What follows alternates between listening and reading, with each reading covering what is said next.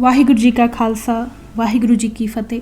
Punjabi audio book YouTube channel ਸੁਣ ਰਹੇ ਸਾਰੇ ਸਰੋਤਿਆਂ ਨੂੰ ਮੇਰੇ ਮਨਿੰਦਰ ਕੌਰ ਵੱਲੋਂ ਪਿਆਰ ਭਰੀ ਸਤਿ ਸ਼੍ਰੀ ਅਕਾਲ। ਕਿਤਾਬ ਖਾਲਿਸਤਾਨ, ਉਸ ਦਾ ਸੰਕਲਪ ਅਤੇ ਪ੍ਰਣਾਲੀ, ਭਾਗ 15ਵਾਂ, ਪੰਨਾ ਨੰਬਰ 384। ਦੂਜਾ, ਫ੍ਰੀ ਪ੍ਰੈਸ, ਬੀਮ ਸਰਵਿਸ ਅਤੇ API ਵੱਲੋਂ ਭੇਜੀ ਗਈ ਰਿਪੋਰਟ ਨੂੰ 1 ਮਾਰਚ 1931 ਵਿੱਚ ਦੀ ਟ੍ਰਿਬਿਊਨ ਨੇ ਇਸ ਹੈਡਿੰਗ ਨਾਲ ਛਾਪਿਆ: Gandhi ji placed word to 6। Subheading ਵਿੱਚ ਕਿਹਾ ਕਿ ਫਲੈਗ ਕੁਐਸਚਨ ਓਪਨ। ਨਵੀਂ ਦਿੱਲੀ ਵਿਖੇ 27 ਫਰਵਰੀ ਨੂੰ ਸ਼੍ਰੀ ਮੋਹਨ ਚੰਦ ਕਰਮਚੰਦ ਗਾਂਧੀ 6 ਮਈ 1930 ਨੂੰ ਗੁਰਦੁਆਰਾ ਸੀਸਗੰਜ ਵਿਖੇ ਪੁਲਿਸ ਵੱਲੋਂ ਕੀਤੀ ਗਈ ਗੋਲਾਬਾਰੀ ਦੇ ਸਬੰਧ ਵਿੱਚ ਸੰਗਤ ਦੇ ਸਾਹਮਣੇ ਆਏ ਸਨ। ਸੰਗਤ ਵਿੱਚ ਬੋਲਦੇ ਹੋਏ ਉਹਨਾਂ ਕਿਹਾ ਕਿ 1922 ਵਿੱਚ ਕਾਂਗਰਸ ਵੱਲੋਂ ਸਿੱਖ ਕੌਮ ਨੂੰ ਦਿੱਤਾ ਗਿਆ ਭਰੋਸਾ ਅੰਤਮ ਹੈ ਤੇ ਇਸ ਤੋਂ ਕਾਂਗਰਸ ਕਦੇ ਮੁੱਕਰੇਗੀ ਨਹੀਂ। ਭਾਰਤ ਵਿੱਚ ਸਿੱਖਾਂ ਨੂੰ ਤੀਜੀ ਧਿਰ ਅਤੇ ਸੁਤੰਤਰ ਤੀਜੀ ਕੌਮੀਅਤਾਂ ਮੰਨਣ ਦੇ ਸਵਾਲ 'ਤੇ ਉਹਨਾਂ ਸਪਸ਼ਟ ਕੀਤਾ ਕਿ ਇਸ ਮੁੱਦੇ 'ਤੇ ਸਿੱਖਾਂ ਨੂੰ ਦਿੱਤਾ ਗਿਆ ਭਰੋਸਾ ਜਲਦ ਲਾਗੂ ਹੋਵੇਗਾ ਤੇ ਝੰਡੇ ਨੂੰ 2 ਰੰਗੇ ਚਿੱਟੇ ਅਤੇ ਹਰੇ ਦੀ ਥਾਂ ਇਸ ਦੇਸ਼ ਦੇ ਭੂਗੋਲਿਕ ਖਿੱਤੇ ਵਿੱਚ ਸਿੱਖਾਂ ਦਾ ਹਿੱਸਾ ਸਵੀਕਾਰਦੇ ਹੋਏ ਝੰਡੇ ਨੂੰ 3 ਰੰਗਾਂ ਤਿਰੰਗਾ ਕਰਦੇ ਹੋਏ ਇਸ ਵਿੱਚ ਕੇਸਰੀ ਰੰਗ ਸਿੱਖ ਕੌਮ ਦੀ ਕੌਮੀਅਤਾ, ਰਾਸ਼ਟਰੀਅਤਾ ਦੀ ਸੁਤੰਤਰ ਪਹਿਚਾਣ ਵਜੋਂ ਸ਼ਾਮਲ ਕਰਨ ਦਾ ਜ਼ਿਕਰ ਵੀ ਕੀਤਾ। ਤੱਥਾਂ ਲਈ ਫੋਟੋ ਸਬੂਤ ਹੇਠਾਂ ਦੇ ਰਿਹਾ ਹਾਂ। ਆਪਣੇ ਇਤਿਹਾਸਕਾਰਾਂ ਦੇ ਪੈਨਲ ਦੀ ਰਿਪੋਰਟ ਅਵਸ਼ ਛਾਪਣਾ ਕਿ ਇਹ ਸੱਚੀ ਖਬਰ ਦੀ ਸਹੀ ਕਾਪੀ ਫੋਟੋ ਹੈ ਜਾਂ ਨਕਲੀ ਹੈ, ਉਡੀਕ ਰਹੇਗੀ। ਨੋਟ: ਇਸ ਕਿਤਾਬ ਵਿੱਚ ਦ ਟ੍ਰਿਬਿਊਨ ਵਿੱਚ ਛਪੀ ਰਿਪੋਰਟ ਦੀ ਫੋਟੋਆਂ ਦਿੱਤੀਆਂ ਗਈਆਂ ਹਨ, ਜਿਹੜੀਆਂ ਕਿ ਤੁਸੀਂ ਵੀਡੀਓ ਵਿੱਚ ਵੇਖ ਸਕਦੇ ਹੋ। ਤੀਜਾ, ਇਸੇ ਸੰਦਰਭ ਵਿੱਚ ਸ਼੍ਰੀ ਮੋਹਨ ਚੰਦ ਕਰਮਚੰਦ ਗਾਂਧੀ ਨੇ ਆਪਣੇ ਅਖਬਾਰ ਯੰਗ ਇੰਡੀਆ ਵਿੱਚ ਖੁਦ ਲਿਖਿਆ ਕਿ ਰਾਸ਼ਟਰੀ ਝੰਡੇ ਵਿੱਚ ਸਿੱਖਾਂ ਦਾ ਰੰਗ ਵੀ ਸ਼ਾਮਲ ਕਰਨ ਦਾ ਸਵਾਲ ਉੱਠਿਆ ਹੈ। ਇਸ ਵਿੱਚ ਕਾਂਗਰਸ ਦਾ ਕੋਈ ਦੋਸ਼ ਨਹੀਂ ਹੈ। 2 ਰੰਗੇ ਝੰਡੇ ਦਾ ਸੁਝਾਅ ਮੈਂ ਹੀ ਦਿੱਤਾ ਸੀ ਤੇ ਇਹ ਮੇਰਾ ਕਸੂਰ ਹੈ। ਕਾਂਗਰਸ ਦੀ ਆਉਣ ਵਾਲੀ ਵਰਕਿੰਗ ਕਮੇਟੀ ਦੀ ਮੀਟਿੰਗ ਵਿੱਚ ਸਿੱਖਾਂ ਦਾ ਰੰਗ ਸ਼ਾਮਲ ਕਰਨ ਦੀ ਮੰਗ ਸਵੀਕਾਰ ਕੀਤੀ ਜਾਵੇਗੀ। ਨੋਟ: ਯੰਗ ਇੰਡੀਆ ਅਖਬਾਰ ਦੀ ਫੋਟੋਜ਼ ਇੱਥੇ ਦਿੱਤੀਆਂ ਗਈਆਂ ਹਨ, ਜਿਹੜੀ ਕਿ ਤੁਸੀਂ ਵੀਡੀਓ ਵਿੱਚ ਵੇਖ ਸਕਦੇ ਹੋ। ਸਿੱਖਾਂ ਦੀਆਂ ਬਾਕੀ ਮੰਗਾਂ ਦੇ ਸਬੰਧ ਵਿੱਚ ਸ਼੍ਰੀ ਗਾਂਧੀ ਨੇ ਲਿਖਿਆ ਹੈ ਕਿ ਕਾਂਗਰਸ ਨੇ ਆਪਣੇ ਲਾਹੌਰ ਸਭਾ ਵਿੱਚ ਮਤਾ ਪਾਸ ਕਰਕੇ ਇਹ ਵਾਅਦਾ ਕੀਤਾ ਹੈ ਕਿ ਘੱਟ ਗਿਣਤੀਆਂ ਨਾਲ ਸੰਬੰਧਿਤ ਕਿਸੇ ਵੀ ਮਾਮਲੇ ਵਿੱਚ ਕਾਂਗਰਸ ਉਦੋਂ ਤੱਕ ਕਿਸੇ ਵੀ ਗੱਲ ਨੂੰ ਸਵੀਕਾਰ ਨਹੀਂ ਕਰੇਗੀ ਜਦ ਤੱਕ ਕਿ ਉਸ ਵਾਸਤੇ ਸੰਬੰਧਿਤ ਘੱਟ ਗਿਣਤੀ ਆਪ ਸੰਤੁਸ਼ਟ ਨਾ ਹੋਵੇ ਤੇ ਸਵੀਕਾਰ ਨਾ ਕਰ ਲਵੇ। ਇਸ ਤੋਂ ਵੱਧ ਹੋਰ ਕੀ ਕਿਹਾ ਜਾ ਸਕਦਾ ਹੈ? ਤੁਸੀਂ ਇਸ 'ਤੇ ਵਿਸ਼ਵਾਸ ਕਿਉਂ ਨਹੀਂ ਕਰਦੇ? ਅਗਰ ਕਾਂਗਰਸ ਇਸ 'ਤੇ ਧੋਖਾ ਦੇਵੇ ਤਾਂ ਤੁਸੀਂ ਵਧੀਆ ਢੰਗ ਨਾਲ ਕਾਂਗਰਸ ਨਾਲ ਨਿਪਟ ਸਕਦੇ ਹੋ, ਕਿਉਂਕਿ ਤੁਹਾਡੇ ਹੱਥ ਵਿੱਚ ਕਿਰਪਾਨ ਹੈ। ਅਗਰ ਕਾਂਗਰਸ ਸਿੱਖਾਂ ਨਾਲ ਵਿਸ਼ਵਾਸਘਾਤ ਕਰਦੀ ਹੈ ਤਾਂ ਉਹ ਦੇਸ਼ ਦੀ ਪ੍ਰਤਿਸ਼ਠਾ ਤੇ ਹੋਂਦ ਗਵਾ ਦੇਵੇਗੀ। ਸਿੱਖ ਬਹਾਦਰ ਲੋਕ ਹਨ ਤੇ ਉਹਨਾਂ ਦੇ ਸਾਹਮਣੇ ਜੇ ਅਜਿਹਾ ਮੌਕਾ ਆ ਵੀ ਜਾਵੇ ਤਾਂ ਉਹ ਹਥਿਆਰਾਂ ਨਾਲ ਆਪਣੇ ਹੱਕਾਂ ਦੀ ਰੱਖਿਆ ਕਰਨਾ ਬਹੁਤ ਅੱਛੀ ਤਰ੍ਹਾਂ ਜਾਣਦੇ ਹਨ। ਸਵਾਲ ਉੱਠਦਾ ਹੈ, ਇਹ ਹੱਕ ਕਿਹੜੇ ਸਨ? ਰਾਸ਼ਟਰੀ ਝੰਡੇ ਵਿੱਚ ਬਤੌਰ ਇੱਕ ਅੱਡਰੀ ਸੁਤੰਤਰ ਵਿਲੱਖਣ ਕੌਮੀ ਪਹਿਚਾਣ ਦੇ ਤੌਰ 'ਤੇ ਕੇਸਰੀ ਨਿਸ਼ਾਨ ਸਿੱਖਾਂ ਦੇ ਰਾਸ਼ਟਰ ਦਾ ਪ੍ਰਤੀਕ ਹੈ, ਜੋ ਦੱਸਦਾ ਹੈ ਕਿ ਭਾਰਤ ਹੁਣ ਵੀ 3 ਰਾਸ਼ਟਰਾਂ ਦਾ ਇੱਕ ਫੈਡਰਲ ਦੇਸ਼ ਹੈ। ਜਿਸ ਕਰਕੇ ਹੀ ਭਾਰਤ ਦਾ ਸੰਵਿਧਾਨਕ ਨਾਮ ਅਤੇ ਪਰਿਭਾਸ਼ਾ ਬੜੀ ਸਪਸ਼ਟ ਸੰਵਿਧਾਨ ਵਿੱਚ ਹੀ ਇੰਜ ਦਰਜ ਕੀਤੀ ਗਈ ਹੈ: ਭਾਰਤ ਇੱਕ ਲੋਕਤੰਤਰੀ ਗਣਤੰਤਰੀ ਸੰਘ ਹੈ।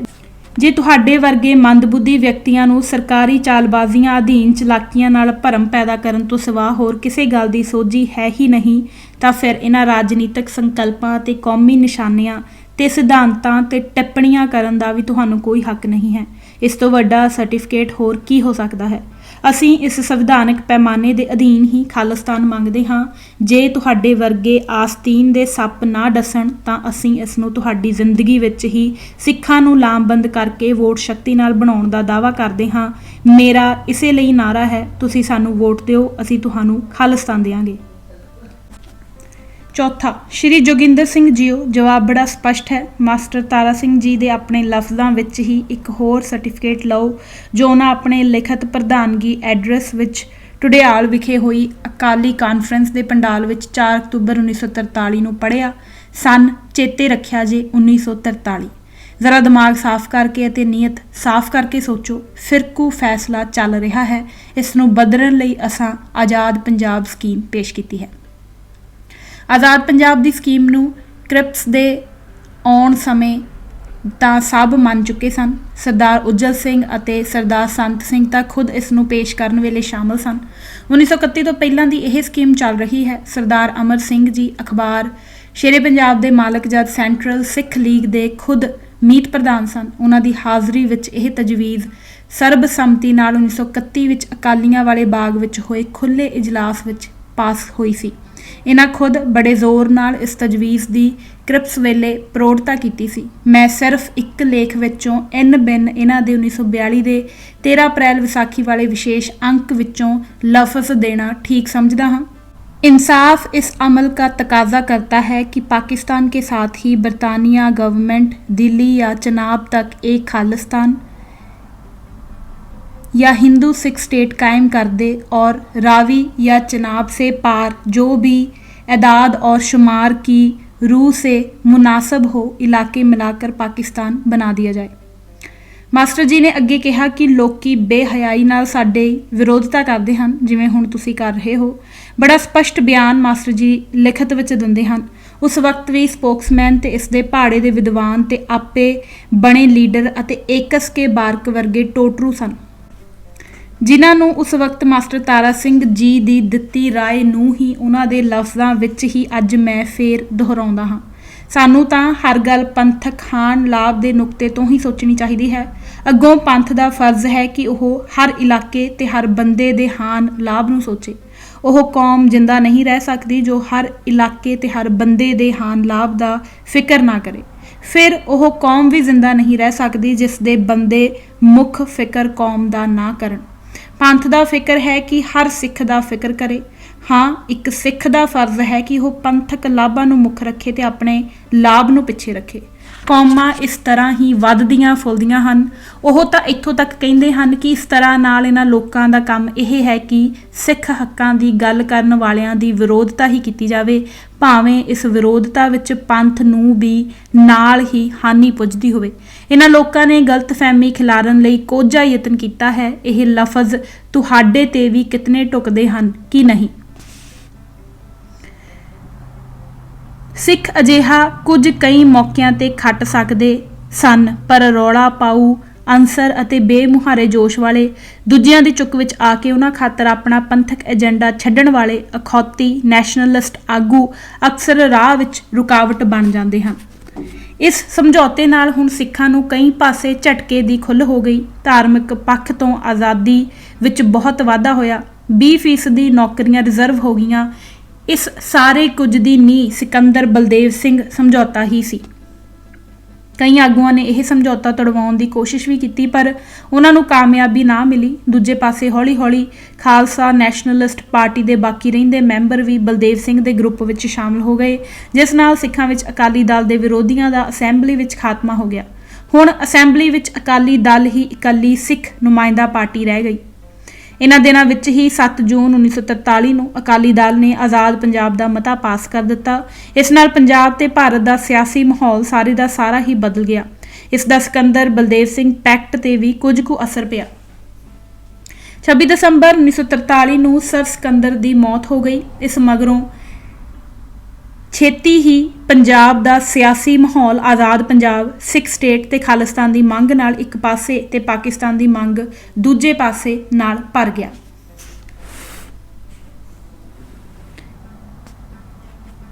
ਮੀਟਿੰਗ ਨੇ ਸਿੱਖ ਸਟੇਟ ਦੀ ਮੰਗ ਦਾ ਮਤਾ ਪਾਸ ਕੀਤਾ। 25 ਮਾਰਚ ਨੂੰ ਰਾਵਲਪਿੰਡੀ ਵਿੱਚ ਸਿੱਖ ਨੈਸ਼ਨਲਿਸਟਾਂ ਦੀ ਮੀਟਿੰਗ ਨੇ ਸਿੱਖ ਸਟੇਟ ਦੇ ਖਿਲਾਫ ਮਤਾ ਪਾਸ ਕੀਤਾ। 27 ਮਾਰਚ ਨੂੰ ਫਿਰ ਅਜਿਹਾ ਮਤਾ ਪਾਸ ਕੀਤਾ ਗਿਆ। ਇਸ ਜਥੇਬੰਦੀ ਦੇ ਪ੍ਰਧਾਨ ਸਰਦੂਲ ਸਿੰਘ ਕਵਿਸ਼ਰ, ਜਨਰਲ ਸਕੱਤਰ ਕੈਰੋਂ ਤੇ ਬਿਨਾ ਗੋਪਾਲ ਸਿੰਘ ਕੌਮੀ, ਗੁਰਮੁਖ ਸਿੰਘ ਮੁਸਾਫਰ ਤੇ ਨਿਧਾਨ ਸਿੰਘ ਆਲਮ ਇਸ ਮੀਟਿੰਗ ਵਿੱਚ ਹਾਜ਼ਰ ਸਨ। ਸੈਂਟਰਲ ਅਕਾਲੀ ਦਲ ਨੇ 1 ਅਪ੍ਰੈਲ 1946 ਨੂੰ ਖੜਕ ਸਿੰਘ ਦੀ ਪ੍ਰਧਾਨਗੀ ਹੇਠ ਪੰਜਾਬ ਦੀ ਵੰਡ ਬਰਦਾਸ਼ਤ ਨਹੀਂ ਕਰਾਂਗੇ। ਜੇ ਭਾਰਤ ਦੀ ਵੰਡ ਕਰਨੀ ਹੈ ਤਾਂ ਪੰਜਾਬ ਸਿੱਖਾਂ ਨੂੰ ਦਿੱਤਾ ਜਾਵੇ। ਪੰਜਾਬ ਸਿੱਖਾਂ ਦਾ ਹੋਮਲੈਂਡ ਹੈ ਦਾ ਮਤਾ ਪਾਸ ਕੀਤਾ। ਇਸ ਧੜੇ ਦੇ ਹੋਰ ਵੀ ਅਜੀਬੋ-ਗਰੀਬ ਬਿਆਨ ਆਉਂਦੇ ਰਹੇ। 4 ਅਪ੍ਰੈਲ 1946 ਨੂੰ ਮਾਸਟਰ ਤਾਰਾ ਸਿੰਘ ਤੇ ਜਨਾਹ ਦਿੱਲੀ ਵਿੱਚ ਤੇਜਾ ਸਿੰਘ ਮਲਕ ਦੀ ਕੋਠੀ ਤੇ ਇਕੱਠੇ ਹੋਏ। ਉਹਨਾਂ ਨਾਲ ਮਹਾਰਾਜਾ ਪਟਿਆਲਾ ਤੇ ਗਿਆਨੀ ਕਰਤਾਰ ਸਿੰਘ ਵੀ ਹਾਜ਼ਰ ਸਨ। ਤਕਰੀਬਨ 90 ਮਿੰਟ ਗੱਲਬਾਤ ਹੋਈ ਪਰ ਕੋਈ ਨਤੀਜਾ ਨਾ ਨਿਕਲਿਆ। ਇੱਕ ਦਿਨ ਪਹਿਲਾਂ ਮਾਸਟਰ ਤਾਰਾ ਸਿੰਘ ਨੇ ਪਟੇਲ ਨਾਲ ਗੱਲਬਾਤ ਕੀਤੀ ਸੀ, ਪਰ ਪਟੇਲ ਨੇ ਕਿਹਾ ਤਾਕਤ ਭਾਰਤੀਆਂ ਹੱਥ ਆਉਣ ਮਗਰੋਂ ਆਈਨੀ ਕਮੇਟੀ ਦੀ ਮੀਟਿੰਗ ਵਿੱਚ ਸਿੱਖਸਤਾਨ ਬਾਰੇ ਗੱਲਬਾਤ ਕੀਤੀ ਜਾਵੇਗੀ। ਮਾਸਟਰ ਤਾਰਾ ਸਿੰਘ ਨੇ ਇੱਕ ਬਿਆਨ ਵਿੱਚ ਕਿਹਾ ਕਿ ਸਿੱਖ ਪੰਜਾਬ ਨੂੰ ਪਾਕਿਸਤਾਨ ਵਿੱਚ ਸ਼ਾਮਲ ਕਰਨ ਦੀ ਮੁਖਾਲਫਤ ਕਰਨਗੇ। ਅਸੀਂ ਸਾਂਝੇ ਭਾਰਤ ਵਿੱਚ ਸਿੱਖ ਸਟੇਟ ਤੇ ਸੰਤੁਸ਼ਟ ਹੋਵਾਂਗੇ, ਪਰ ਜੇ ਪਾਕਿਸਤਾਨ ਬਣਨਾ ਹੈ ਤਾਂ ਖਾਲਿਸਤਾਨ ਵੀ ਬਣਾਇਆ ਜਾਵੇ। ਜਿਨਾਹ ਦੀ ਖਾਲਿਸਤਾਨ ਦੀ ਪੇਸ਼ਕਸ਼ ਬਾਰੇ ਮਾਸਟਰ ਜੀ ਨੇ ਕਿਹਾ ਕਿ ਜੇ ਜਿਨਾਹ ਅਸਲ ਵਿੱਚ ਖਾਲਿਸਤਾਨ ਦੀ ਗੱਲ ਕਰਨ ਵਾਸਤੇ ਤਿਆਰ ਹੈ ਤਾਂ ਮੈਂ ਵੀ ਤਿਆਰ ਹਾਂ ਤੇ ਗੱਲਬਾਤ ਹੋ ਸਕਦੀ ਹੈ। ਉੱਧਰ ਕੈਬਨਿਟ ਮਿਸ਼ਨ ਦੇ ਆਉਣ ਤੇ ਗੱਲਾਂ ਬਾਤਾਂ ਸ਼ੁਰੂ ਹੋ ਚੁੱਕੀਆਂ ਸਨ। ਇੱਧਰ ਸਿਰਫ ਬਿਆਨਬਾਜ਼ੀ ਚੱਲ ਰਹੀ ਸੀ, ਪਰ ਖਾਲਿਸਤਾਨ ਦੇ ਸਵਾਲ ਤੇ ਕਿਸੇ ਐਜੀਟੇਸ਼ਨ ਦੀ ਸ਼ੁਰੂਆਤ ਨਹੀਂ ਹੋ ਰਹੀ ਸੀ ਤੇ ਨਾ ਹੀ ਅੰਗਰੇਜ਼ ਸਰਕਾਰ ਨਾਲ ਕੋਈ ਅਹਿਮ ਗੱਲਬਾਤ ਹੋ ਰਹੀ ਸੀ। ਜੇ ਅਜਿਹਾ ਸ਼ੁਰੂ ਹੋ ਜਾਂਦਾ ਤੇ ਸਿੱਖ ਆਗੂ ਦਿਲੋਂ ਅਜਿਹਾ ਕਰਦੇ ਤਾਂ ਖਾਲਿਸਤਾਨ ਹਰ ਹਾਲਤ ਵਿੱਚ ਬਣਦਾ। ਪਰ ਇੱਕ ਸੁਰਤਾਂ ਦਾ ਨਾ ਹੋਣਾ ਤੇ ਡਾਵਾਡੋਲ ਮਨਾ ਕਰਕੇ ਅਤੇ ਜੇ ਪਾਕਿਸਤਾਨ ਬਣੇ ਤਾਂ ਖਾਲਿਸਤਾਨ ਵੀ ਬਣੇ ਦੀ ਕਿਸਮ ਦੇ ਬਿਆਨ ਬੇਫਾਇਦਾ ਸਨ। ਕੈਬਨਿਟ ਮਿਸ਼ਨ ਲਾਰਡ ਐਟਲੀ ਨੇ ਬਰਤਾਨੀਆ ਦਾ ਪ੍ਰਾਈਮ ਮਿਨਿਸਟਰ ਬਣਦਿਆਂ ਹੀ 19 ਫਰਵਰੀ 1946 ਨੂੰ ਭਾਰਤ ਵਾਸਤੇ ਇੱਕ ਕਮਿਸ਼ਨ ਜਿਸ ਵਿੱਚ ਕੈਬਨਿਟ ਦੇ ਵਜ਼ੀਰ ਸ਼ਾਮਲ ਹੋਣ ਭੇਜਣ ਦਾ ਐਲਾਨ ਕੀਤਾ। ਇਸ ਵਿੱਚ ਲਾਰਡ ਕਲਾਰੈਂਸ, ਸਰ ਕ੍ਰਿਸਪ ਤੇ ਏ.ਵੀ. ਅਲੈਗਜ਼ੈਂਡਰ 3 ਮੈਂਬਰ ਸਨ। ਇਸ ਨੇ ਵਾਇਸਰਾਏ ਦੀ ਮਦਦ ਨਾਲ ਭਾਰਤ ਦੀਆਂ ਸਿਆਸੀ ਪਾਰਟੀਆਂ ਦੇ ਆਗੂਆਂ ਨਾਲ ਮਿਲ ਕੇ ਭਾਰਤ ਦੀ ਆਜ਼ਾਦੀ ਬਾਰੇ ਫੈਸਲਾ ਕਰਨਾ ਸੀ। ਕੈਬਨਿਟ ਮਿਸ਼ਨ ਦੇ ਸਟਾਫ ਵਿੱਚ ਮੇਜਰ ਬਾਟ ਵੀ ਸ਼ਾਮਲ ਸਨ।